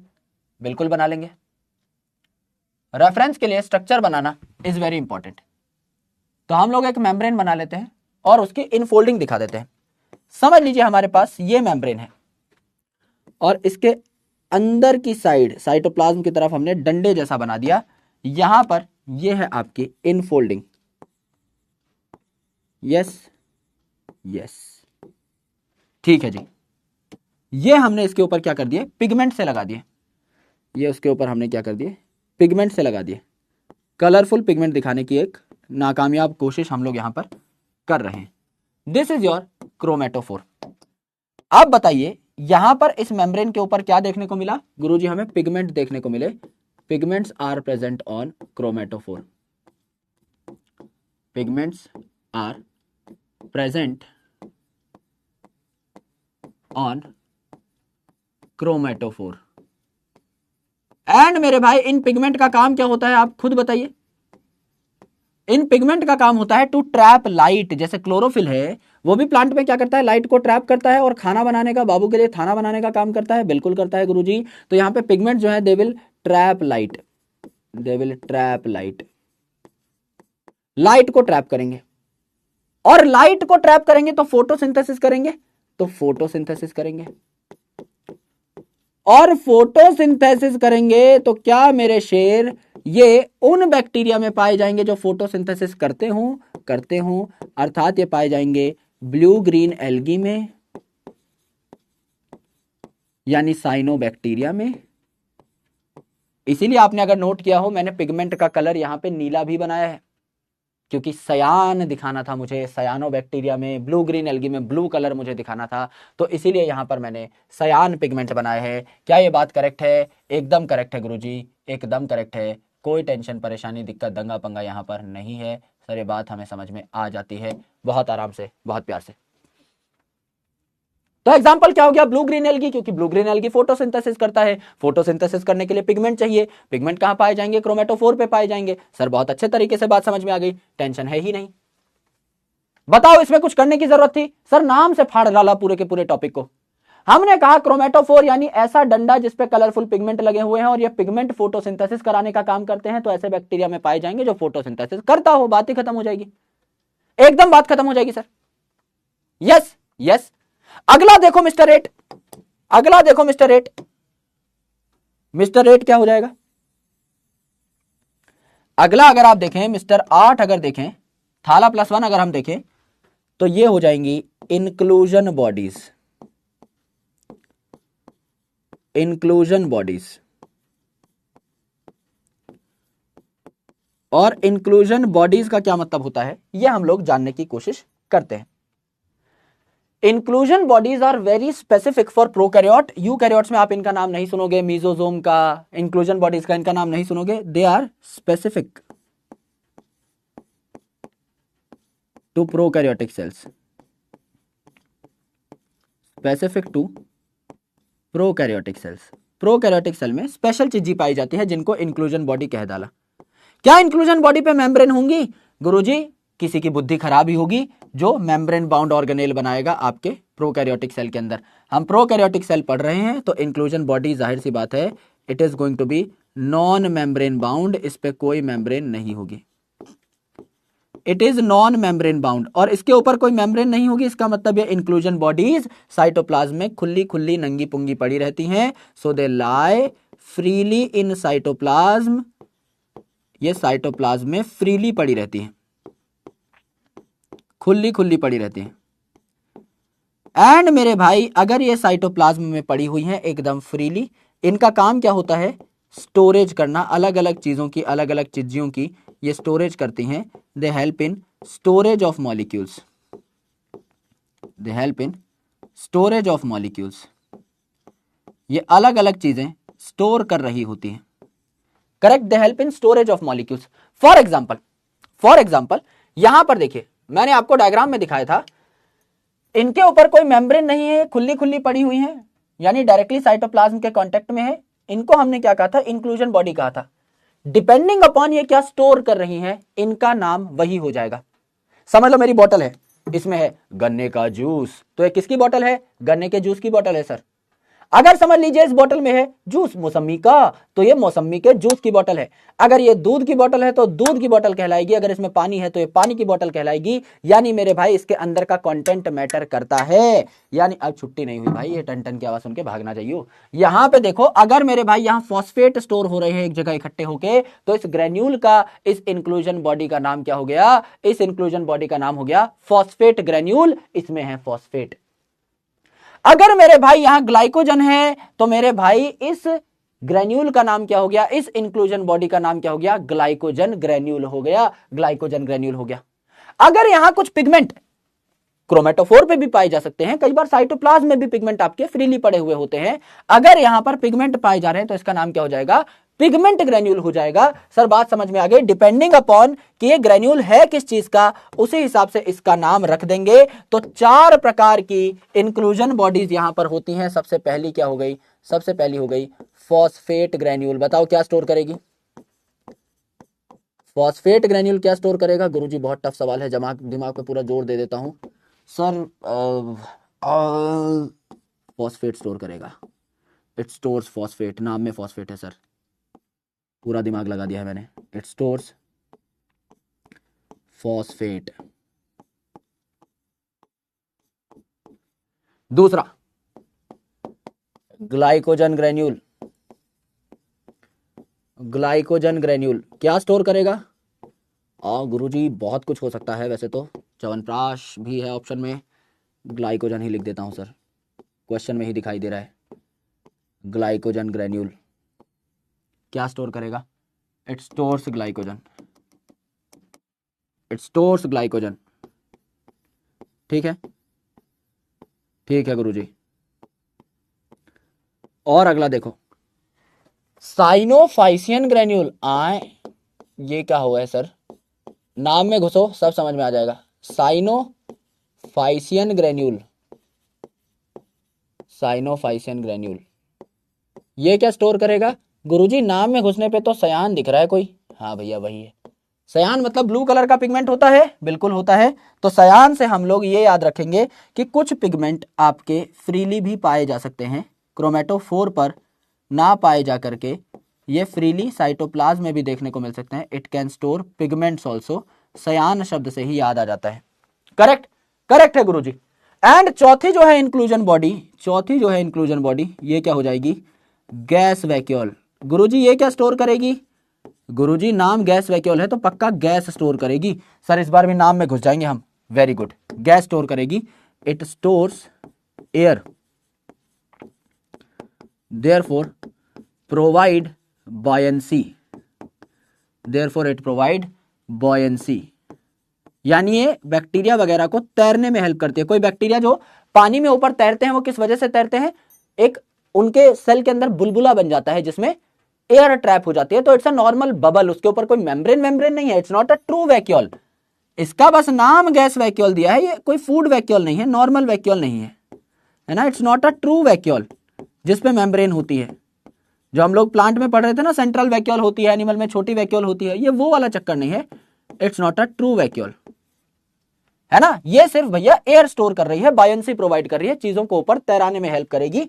कहां पाई जाती है पूछा जाता है, एग्जाम्पल पूछा जाता है कि पाया कहां जाता है गैस वैक्यूल, तो आपका ब्लू ग्रीन बैक्टीरिया में, यानी ब्लू ग्रीन एल्गी में, तो blue green bacteria and purple green bacteria, 4 number का काम है सीधा सीधा। Blue green bacteria and purple green bacteria इनमें पाया जाता है।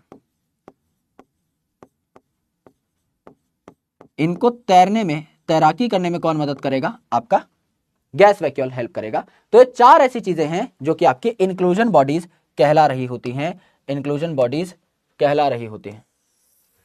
यस यस, बात समझ में आ गई सर। यह है हमारा इंक्लूजन बॉडीज। करेक्ट है सर।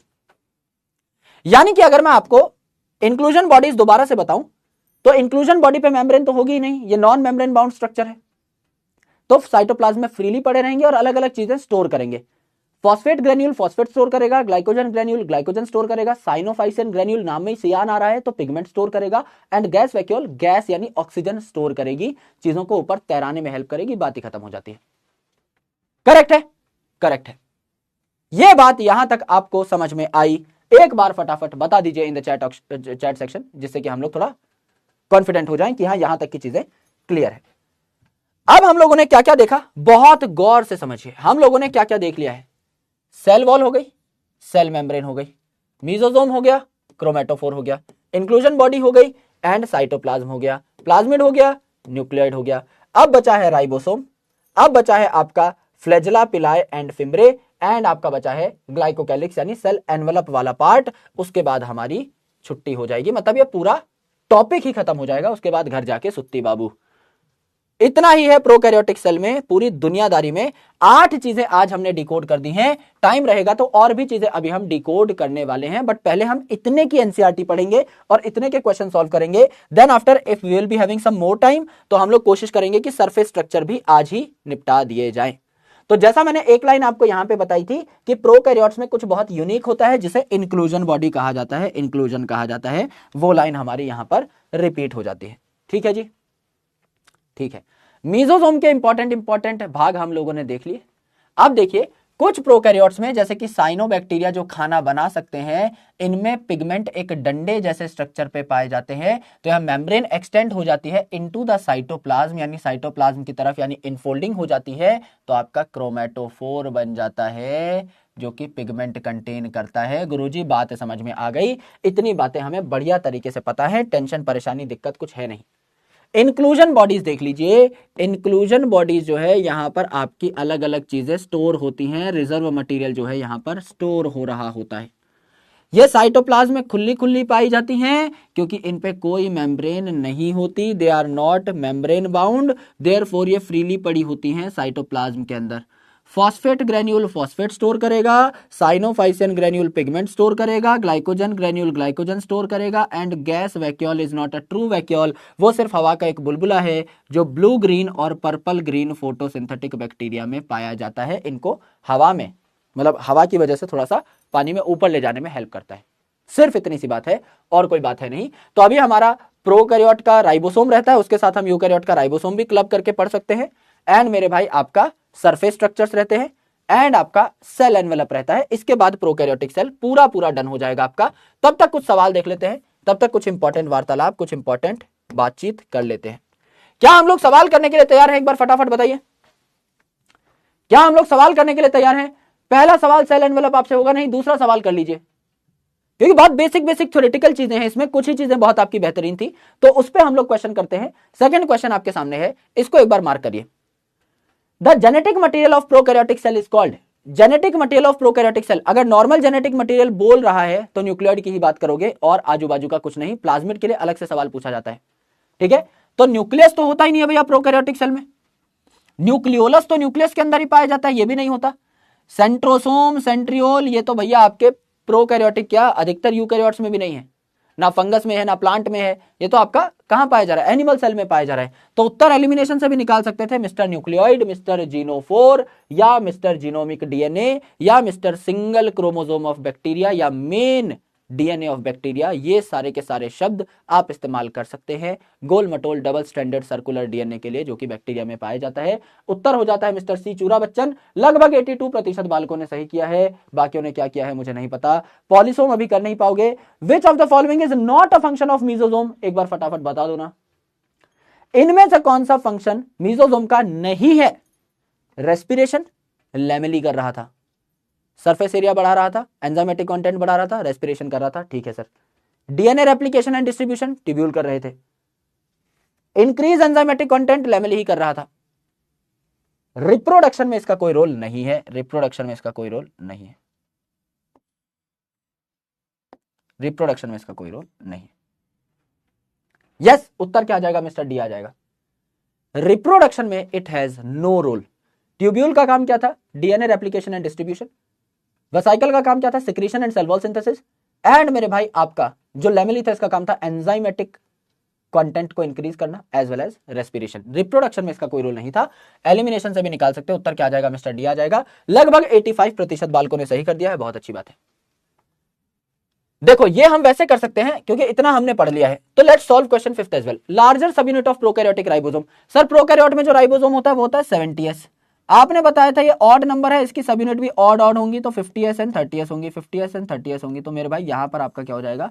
50s एंड 30s, बड़ी वाली 50s, छोटी वाली 30s। जो छोटा नंबर वो छोटा, जो बड़ा नंबर वो बड़ा। तो हमसे पूछा है larger subunit of prokaryotic ribosome कौन सी हो जाएगी? 50s हो जाएगी, सीधा मार्क कर देंगे। 60 और 40 तो यहां थी नहीं, 50 और 30 में से 50 बड़ी है, वैसे भी एलिमिनेशन से निकाल सकते थे। उत्तर आ जाएगा मिस्टर 50s। चूरा Bachchan becomes the right answer again. कई बालक कह रहे हैं पोल नहीं आ रहा है, कोई बात नहीं, बिना पोल के भी काम चल जाता है ना। कोई मेडल नहीं मिलेगा दोस्त, जो लोग पोल में अच्छा करेंगे उन्हें। लगभग 83% बालकों ने सही किया है। प्रोकैरियोट में इनमें से कौन सी चीज नहीं पाई जाती, एक बार ये बताइए। Which of the following structures is not found in prokaryotic cell? इनमें से कौन सी चीज प्रोकैरियोट में नहीं मिलती? न्यूक्लियर एनवेलप नहीं मिलती क्योंकि प्रोकैरियोटिक है। राइबोसोम 70s मिलता है, प्लाज्मा मेम्ब्रेन यूनिवर्सल है, और मेसोसोम अभी हमने पढ़ा है ट्यूब्यूल, वेसाइकल और लैमेली की फॉर्मेट में। ये तो प्रोकैरियोट में ही हम लोग पढ़ के जस्ट हटे हैं, मेम्ब्रेन की इनफोल्डिंग से बनता है। तो बाकी सारी चीजें हैं, न्यूक्लियर एनवेलप नहीं देखने को मिलेगा। बेसिक सवाल है, लेकिन पोल बहुत अच्छा नहीं जा रहा है हमारा। वैसे जिन बच्चों के पास पोल आता नहीं है उनका काउंट नहीं होता, जिनके पास आता है उन्हीं का काउंट होता है। तो 80% is very less, let's make it 85-90 coming time में। थोड़ा थोड़ा धीरे धीरे हम लोग आगे बढ़ेंगे, तो आई एम होपिंग कि हम लोग थोड़ा अच्छा परफॉर्मेंस करें इसमें। यस, बोलते ही हो गया, 91% हो गया है, बढ़िया। आइए, गैस वैक्यूल कहां कहां पाए जाएंगे? Blue green photosynthetic bacteria, purple green bacteria, या बोथ, या ऑल बैक्टीरिया? सब में क्यों पाया जाएगा भैया? सारे क्यों पानी में तैरेंगे? अब बैक्टीरिया तो मेरे भाई कॉस्मोपॉलिटन है, हर जगह पाया जाता है। मेरे पेट के अंदर भी बैक्टीरिया रह रहे हैं, है ना, हमारे इंटेस्टाइन में भी बैक्टीरिया रहते हैं, मतलब स्पेसिफिकली मेरे ही पेट में रह रहे हैं, तुम्हारे में नहीं, है ना।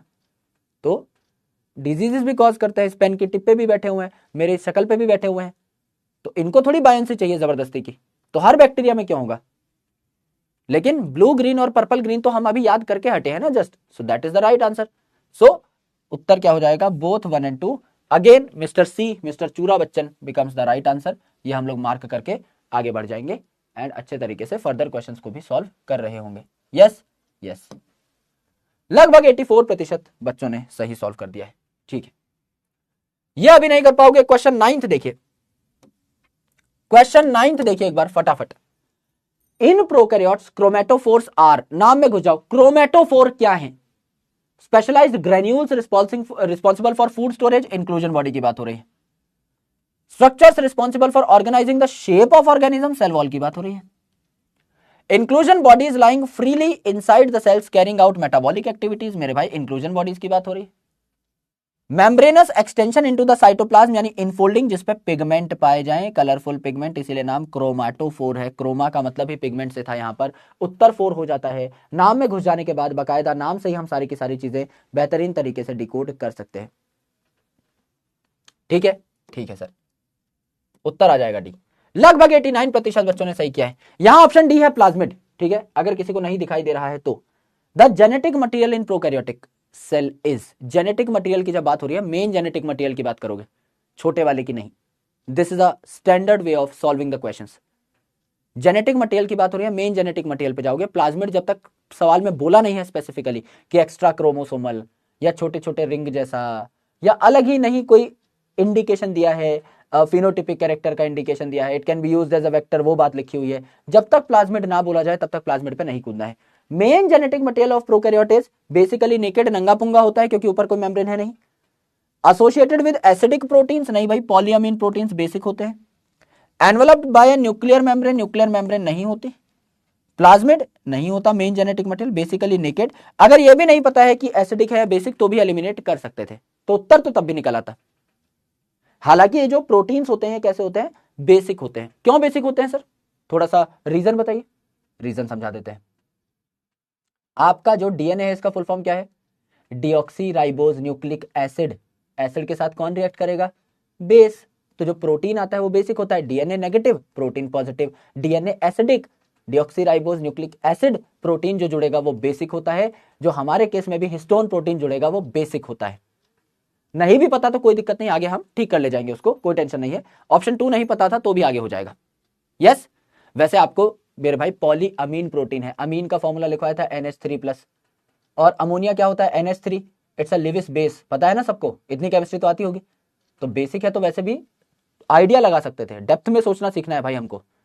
बेसिक कॉन्सेप्ट तो सेम ही रहेगा लेकिन डेप्थ में जाना है। ठीक है, तो उत्तर क्या हो गया मिस्टर, ए हो गया, ए हो गया। अरे ये कौन सी बात हो गई मेरे शेर। Enveloped bye nuclear membrane, nuclear membrane कहां से आ गई है प्रोकैरियोटिक सेल में। भाई केमिस्ट्री के बेसिक सिद्धांत तो आते होंगे, नहीं आते कोई बात नहीं, मैं भी बताऊंगा आगे चल के, लेकिन थोड़ा तो कुछ सोच सकते थे ना हम। देखो सोचने को तो सोचा जा सकता था। DNA is deoxyribose nucleic acid, तो उसके साथ बेस रिएक्ट करेगा। और जो आपके प्रोटीन्स हैं अगर वैसे भी नहीं पता तो भाई प्रोटीन में पॉली अमीन प्रोटीन है, अमीन तो वैसे बेसिक होता है। सर बात तो ठीक है, सोचना तो आ गया सर, कोई बात नहीं, सही गलत अलग बात है, सोचना सीख गए तो बहुत अच्छी बात है। विच of the following is seen only in prokaryotes, इनमें से कौन सा है जो सिर्फ प्रोकैरियोट में ही देखने को मिलता है, कहीं और नहीं। ये बताइए इनमें से कौन सी चीज है जो सिर्फ प्रोकैरियोट में ही देखने को मिली। Which of the following is seen only in prokaryotic cell, एक बार ये बताइए। Lysosome, ribosome, mesosome, ER. Endoplasmic reticulum prokaryote में मिलता ही नहीं, लाइसोसोम प्रोकैरियोट में मिलता ही नहीं, राइबोसोम यूनिवर्सल है हर जगह मिलता है तो सिर्फ प्रोकैरियोट में नहीं। मीसोसोम हमने ऐसी चीज पढ़ी जो प्रोकैरियोट में ही पढ़ी, यूकैरियोट में तो माइटोकॉन्ड्रिया होता है तो मीसोसोम की जरूरत हमें है ही नहीं, तो उत्तर क्या आ जाएगा मिस्टर, सी आ जाएगा। मिस्टर चूरा becomes the right answer, it is an absolutely right answer. ठीक है जी, ठीक है सर, बात समझ में आ गई सर, बात समझ में आ गई है। यस यस, लेट्स चेक कितने लोगों ने सही किया है। लगभग 90% बच्चों ने सही कर दिया है। आगे का एक बड़ा क्वेश्चन है जो थोड़ा बाद में बनेगा आपसे, तो उसको अभी के लिए छोड़ देते हैं।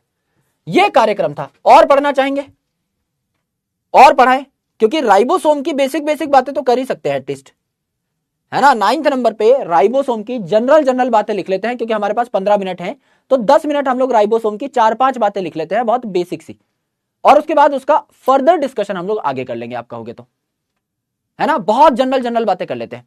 4 बातें हैं, यानी 4 नाम है राइबोसोम के, सिर्फ वो नाम याद कर लो और कुछ नहीं। फिर हम सरफेस स्ट्रक्चर और बाकी सारी चीजें कल कर लेंगे। यस, क्योंकि कल फिर हमारा टाइम बचेगा, तो एक छोटी सी हेडिंग डाल लो मेरे भाई, पूरा नहीं कराऊंगा मैं, पूरा नहीं कराऊंगा, सिर्फ 10 मिनट का टाइम, पूरा कराऊंगा ही नहीं, ओनली 10 मिनट का टाइम। आपकी हेडिंग है राइबोसोम,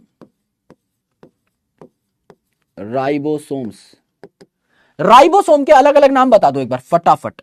राइबोसोम जो है इनको किन अलग अलग नामों से पुकारा जा सकता है। सर सबसे पहली जो चीज है राइबोसोम से संबंधित वो ये है कि दे आर यूनिवर्सल ऑर्गेनेल। क्या ये यूनिवर्सल ऑर्गेनेल है? सर यूनिवर्सल ऑर्गेनेल है। इसको क्या कह दिया? पैलेड पार्टिकल कह दिया, क्योंकि जिस साइंटिस्ट ने इनकी डिस्कवरी करी थी उनका नाम था सर जॉर्ज पैलेड, तो इनका नाम पैलेड पार्टिकल्स भी रख दिया। करेक्ट है सर, पैलेड पार्टिकल्स रख दिया। इनको प्रोटीन फैक्ट्री भी कहा जाता है, क्योंकि मेन प्रोटीन ही बनाने का काम है इनका, तो इन्हें कहा जाता है प्रोटीन फैक्ट्री। ठीक है, इनका नाम प्रोटीन फैक्ट्री भी होता है। इन तीनों नामों के अंदर घुस जाते हैं, खोपड़ी पे नारियल का तेल लगा के इन तीनों नामों के अंदर घुस जाते हैं। बस मेन बातें यहीं से पता लग जाएंगी कि एक्चुअल में राइबोसोम करता क्या है। ठीक है जी, ठीक है सर। पहली चीज, इसे यूनिवर्सल ऑर्गेनेल कह दिया। क्यों? It is found in both prokaryotic and eukaryotic cells. ठीक है, यह प्रोकैरियोटिक और यूकैरियोटिक दोनों प्रकार के सेल्स में पाया जाता है। प्रोकैरियोट और यूकैरियोट में किस किस प्रकार से मिलेगा आपको पता है? प्रोकैरियोट में इट इज ओनली 70s, और 70s में भी जो लार्ज और स्मॉल सब यूनिट होंगी, ये कौन सी हो जाएंगी? 50s and 30s। एस यहां पर इसकी यूनिट है। क्या होती है एस? मैं आपको थोड़ी देर में बताऊंगा। एंड यूकैरियोटिक जो है, इसमें आपको क्या देखने को मिलता है? इसमें होगा 80s on endoplasmic reticulum, on endoplasmic reticulum. Endoplasmic reticulum पे लगा हुआ जो राइबोसोम है ये 80s होगा। इसकी सब यूनिट्स क्या हो जाएंगी? 60s and 40s। 8 is also an even number, 6 and 4 are also even number. And मेरे भाई यहां पर होगा in mitochondria and chloroplast, in mitochondria and chloroplast,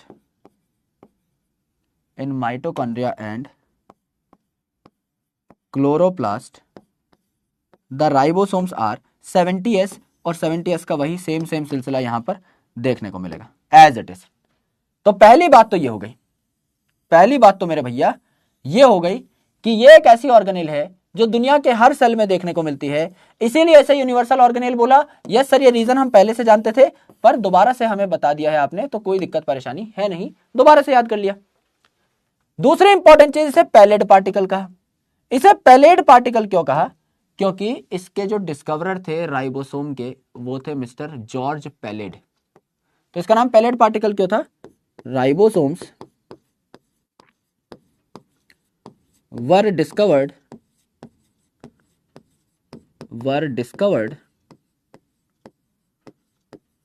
bye sir George pallid,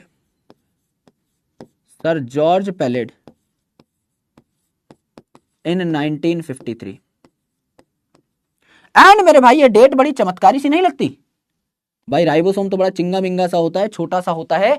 1953 यानी after the advent of electron microscopy, after the advancement of electron microscopy 1950 के बाद हमने कहा था कि ज्यादातर चीजें बेहतर तरीके से दिखाई देने लगी हमें दुनियादारी में, after the advent of electron microscopy. क्या ये बात ठीक है? बिल्कुल ठीक है sir, after the advent of electron microscopy, बिल्कुल। तो पैलेड साहब ने डिस्कवर किया राइबोसोम को, इसीलिए इन्हें पैलेड पार्टिकल भी कह दिया।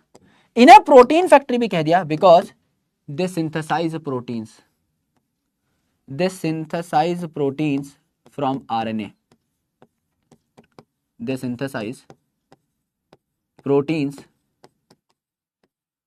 From RNA. हमने बताया डीएनए से आरएनए बनता है, आरएनए से प्रोटीन बनता है। तो यहां पर आरएनए से प्रोटीन जब बनेगा तो मेरे भाई कैसे बनेगा, ये आप अभी देख लीजिए। ये है आपका डीएनए, करेक्ट, ये है आपका डीएनए। इस डीएनए से क्या बनता है? आरएनए बनता है। इस डीएनए से क्या बनता है? आरएनए बनता है। ठीक है, ठीक है सर, ये बना आपका आरएनए। और ये जो आरएनए है, इससे प्रोटीन बनाने के लिए आपको क्या करना पड़ता है? इस आरएनए के ऊपर कई सारे राइबोसोम्स बैठाने पड़ते हैं, कई सारे राइबोसोम्स बैठाने पड़ते हैं, तब जाके इससे क्या बनता है, प्रोटीन बनता है। तो ये जो आरएनए है इसके ऊपर कई सारे राइबोसोम बैठते हैं, देखो बड़ी सब यूनिट, छोटी सब यूनिट, और इसी हिसाब के कई सारे राइबोसोम इसके ऊपर बैठते चले जाएंगे, बड़ी सब यूनिट, छोटी सब यूनिट, बड़ी सब यूनिट, छोटी सब यूनिट एंड सो ऑन। इसके ऊपर क्या बैठेंगे, राइबोसोम बैठेंगे। तो ये क्या बन जाएगा, पॉलीसोम बन जाएगा। क्या कहा मैंने, पॉलीसोम बन जाएगा या पॉलीराइबोसोम बन जाएगा, पॉलीराइबोसोम। नाम में घुस जाओ खोपड़ी पे नवरत्न तेल लगा के, पॉलीराइबोसोम या पॉलीसोम। पॉली का मतलब बहुत सारे, राइबोसोम का मतलब राइबोसोम ही है, तो पॉलीसोम क्या है, इन एक्चुअल सिंगल एमआरएनए स्ट्रैंड, एक एमआरएनए का धागा है यहां पर, एक आरएनए का धागा है यहां पर, single RNA strand plus many ribosomes जो कि प्रोटीन सिंथेसाइज करने आए हैं, इनको मिला करके हम लोग क्या कह देंगे, पॉलीराइबोसोम या पॉलीसोम कह देंगे। बिल्कुल कह देंगे सर। और जब ये पॉलीसोम बनके तैयार हो जाएगा तो आरएनए प्रोटीन में कन्वर्ट हो जाएगा एंड यहां पर आपको क्या बनता हुआ दिखाई दे जाएगा, प्रोटीन बनता हुआ दिखाई दे जाएगा।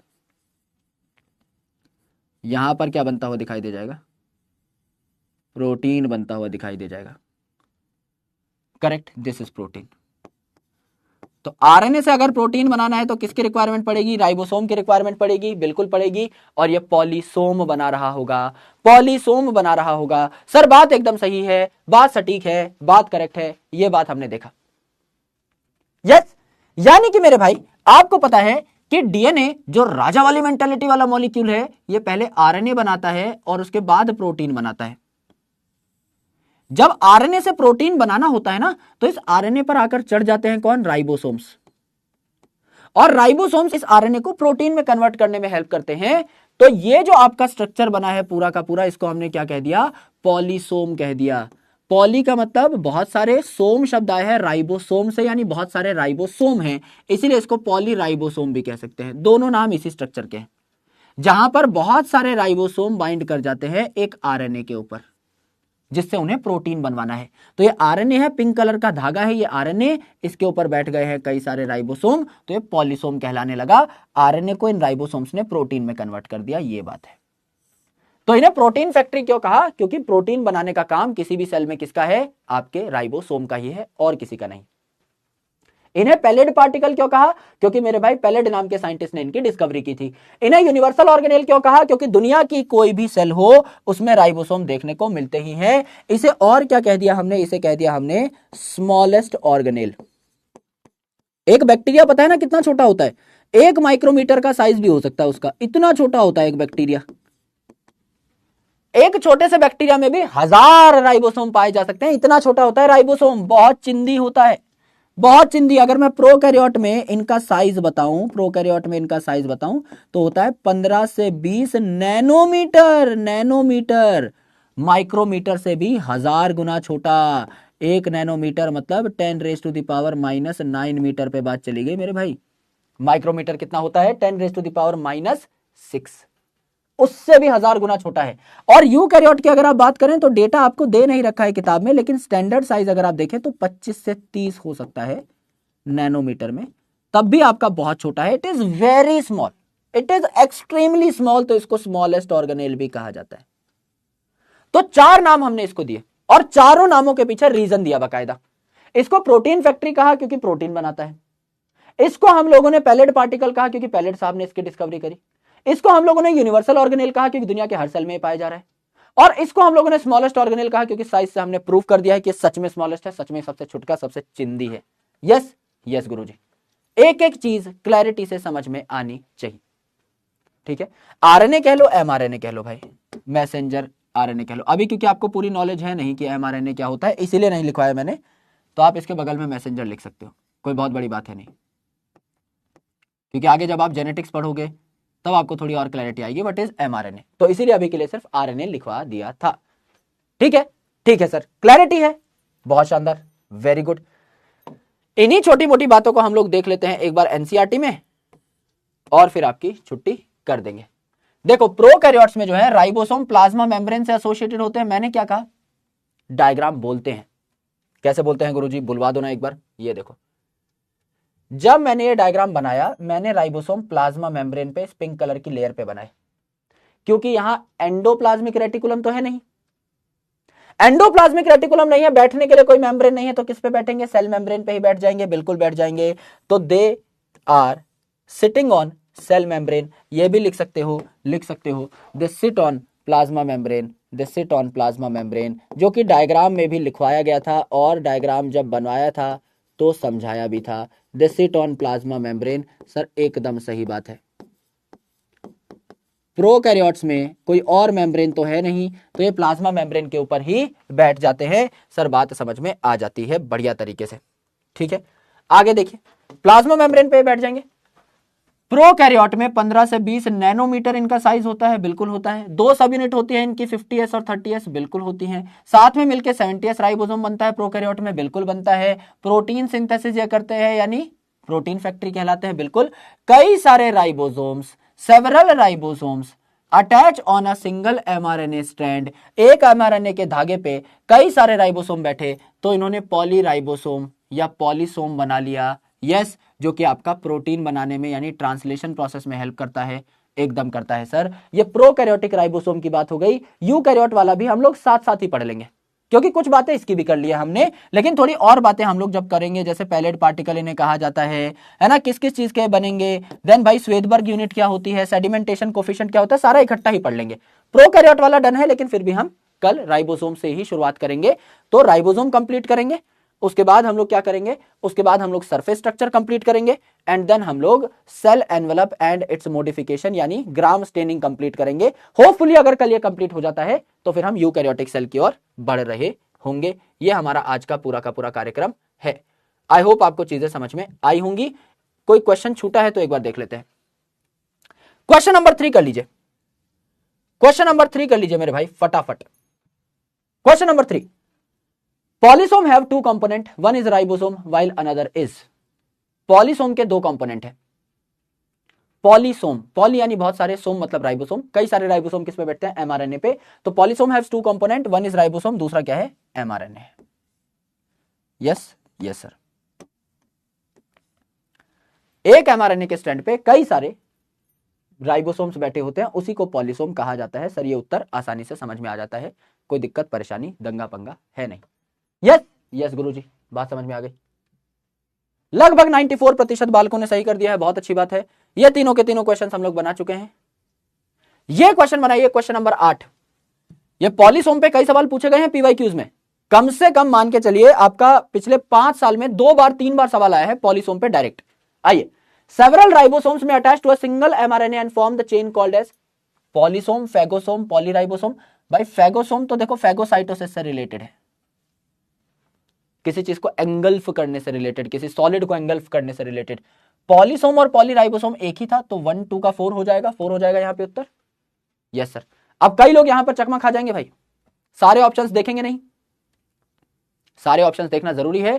चाव चाव में 1 मत कर देना या सिर्फ 2 मत कर देना, 4 होना चाहिए। सिली मिस्टेक नहीं, ब्लंडर है, अगर ब्लंडर कर दिया है, blunder OP in the chat please. देखो ये 15 और 10 बल्कि 16 और 11 ही मान लीजिए, ये आपके एकदम करेक्ट थे।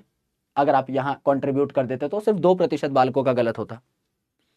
क्वेश्चन देखना बहुत जरूरी है, सारे चारों के चारों ऑप्शंस पढ़ना अति आवश्यक है, तभी आप बना पाओगे, अदरवाइज नहीं बना पाओगे। लीडर बोर्ड आपके सामने मैं शेयर कर दे रहा हूं। रिया, Geetesh, Chinki Pandey, Shamim, Jash, Kartik, Piyush, hakuna matata, Muskan Preet and Ajay Kumar are in top ranks. सभी को बहुत बहुत बधाई। एंड जिन लोगों ने आज के कंसेप्ट सीख लिए हैं और उनको सारी चीजें समझ में आ गई हैं, उनको और ज्यादा बधाई, very good. Leader board is a gimmick, मतलब ठीक है, कुछ मेहनती बच्चे भी आते हैं यहाँ पर कई बार कुछ लोग क्वेश्चंस देख भी लेते हैं पहले स्लाइड मैप पे ना, तो मैं कुछ बहुत सीरियसली लेता नहीं हूं इसको। सो इट्स फाइन, अगर आपका नाम आता है लीडर बोर्ड पे बहुत अच्छी बात है, नहीं आता तो कोई द्वेष नहीं है मेरा आपसे कि भैया नहीं आप पढ़ाई नहीं कर रहे हो। All of you are doing good. अगर आपको चीजें समझ में आई, अगर आप सवाल बना ले जा रहे हो, then you are extremely talented, और वही बहुत ज्यादा इंपॉर्टेंट है, उसके अलावा कुछ इंपॉर्टेंट है भी नहीं, ठीक है। अब हम हमारा कार्यक्रम खत्म करने की ओर बढ़ चुके हैं, है ना। किसी को कोई डाउट हो तो प्लीज शेयर कर दीजिएगा। Yes yes yes, I have another class post this, तो थोड़ा सा हेक्टिक है, टाइट है शेड्यूल।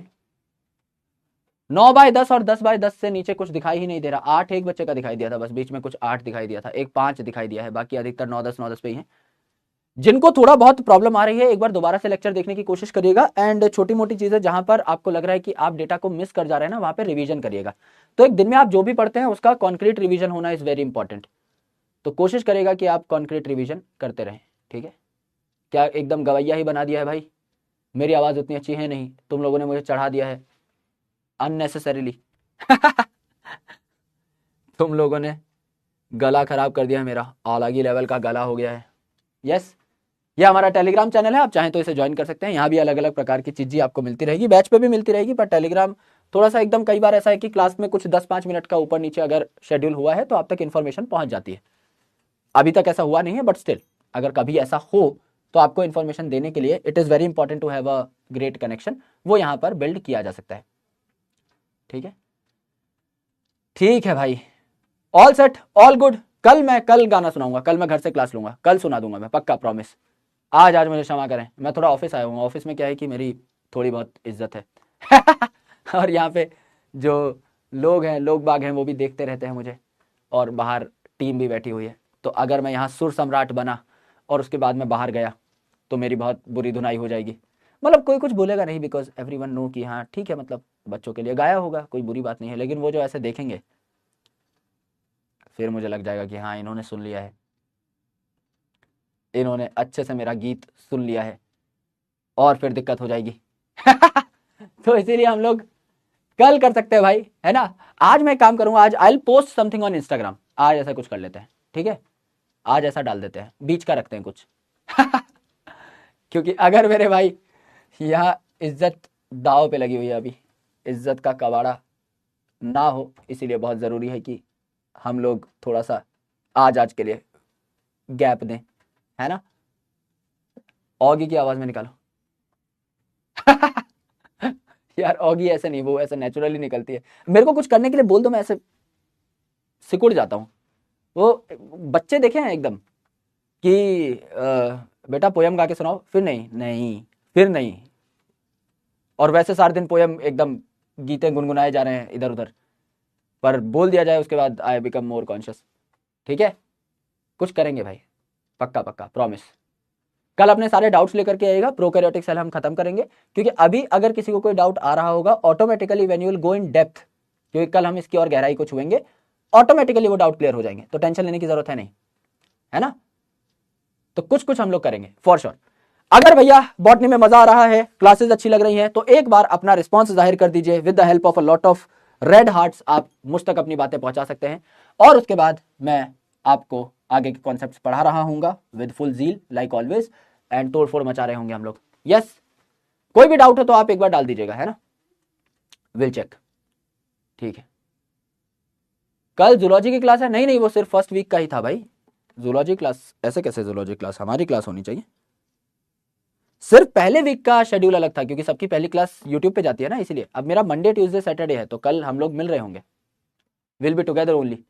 एंड कल हम लोग डिस्कस करेंगे, अगर इन केस वेडनेसडे को शाम को आपके पास टाइम है, 1-1 घंटा 1.5 घंटा, I will also talk to the team कि हम एक्स्ट्रा क्लास ले सकते हैं कि नहीं।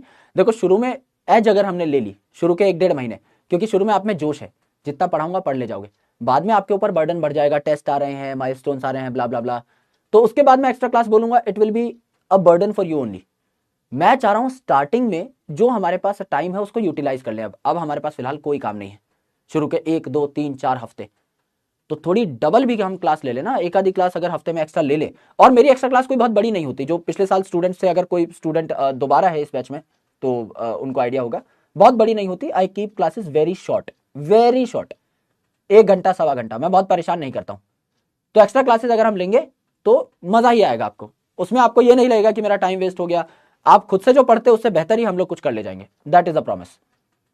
यस, तो अगर आप कहेंगे तो 4-5 लेक्चर का अगर हमें एज मिल गया तो बहुत बेहतरीन चीज हो जाएगी, क्योंकि कोई कॉम्प्लेक्स जब चैप्टर आएगा ना, या जो कोई थ्योरेटिकल टॉपिक आएगा याद करने का, उसमें हम फिर स्लो हो पाएंगे।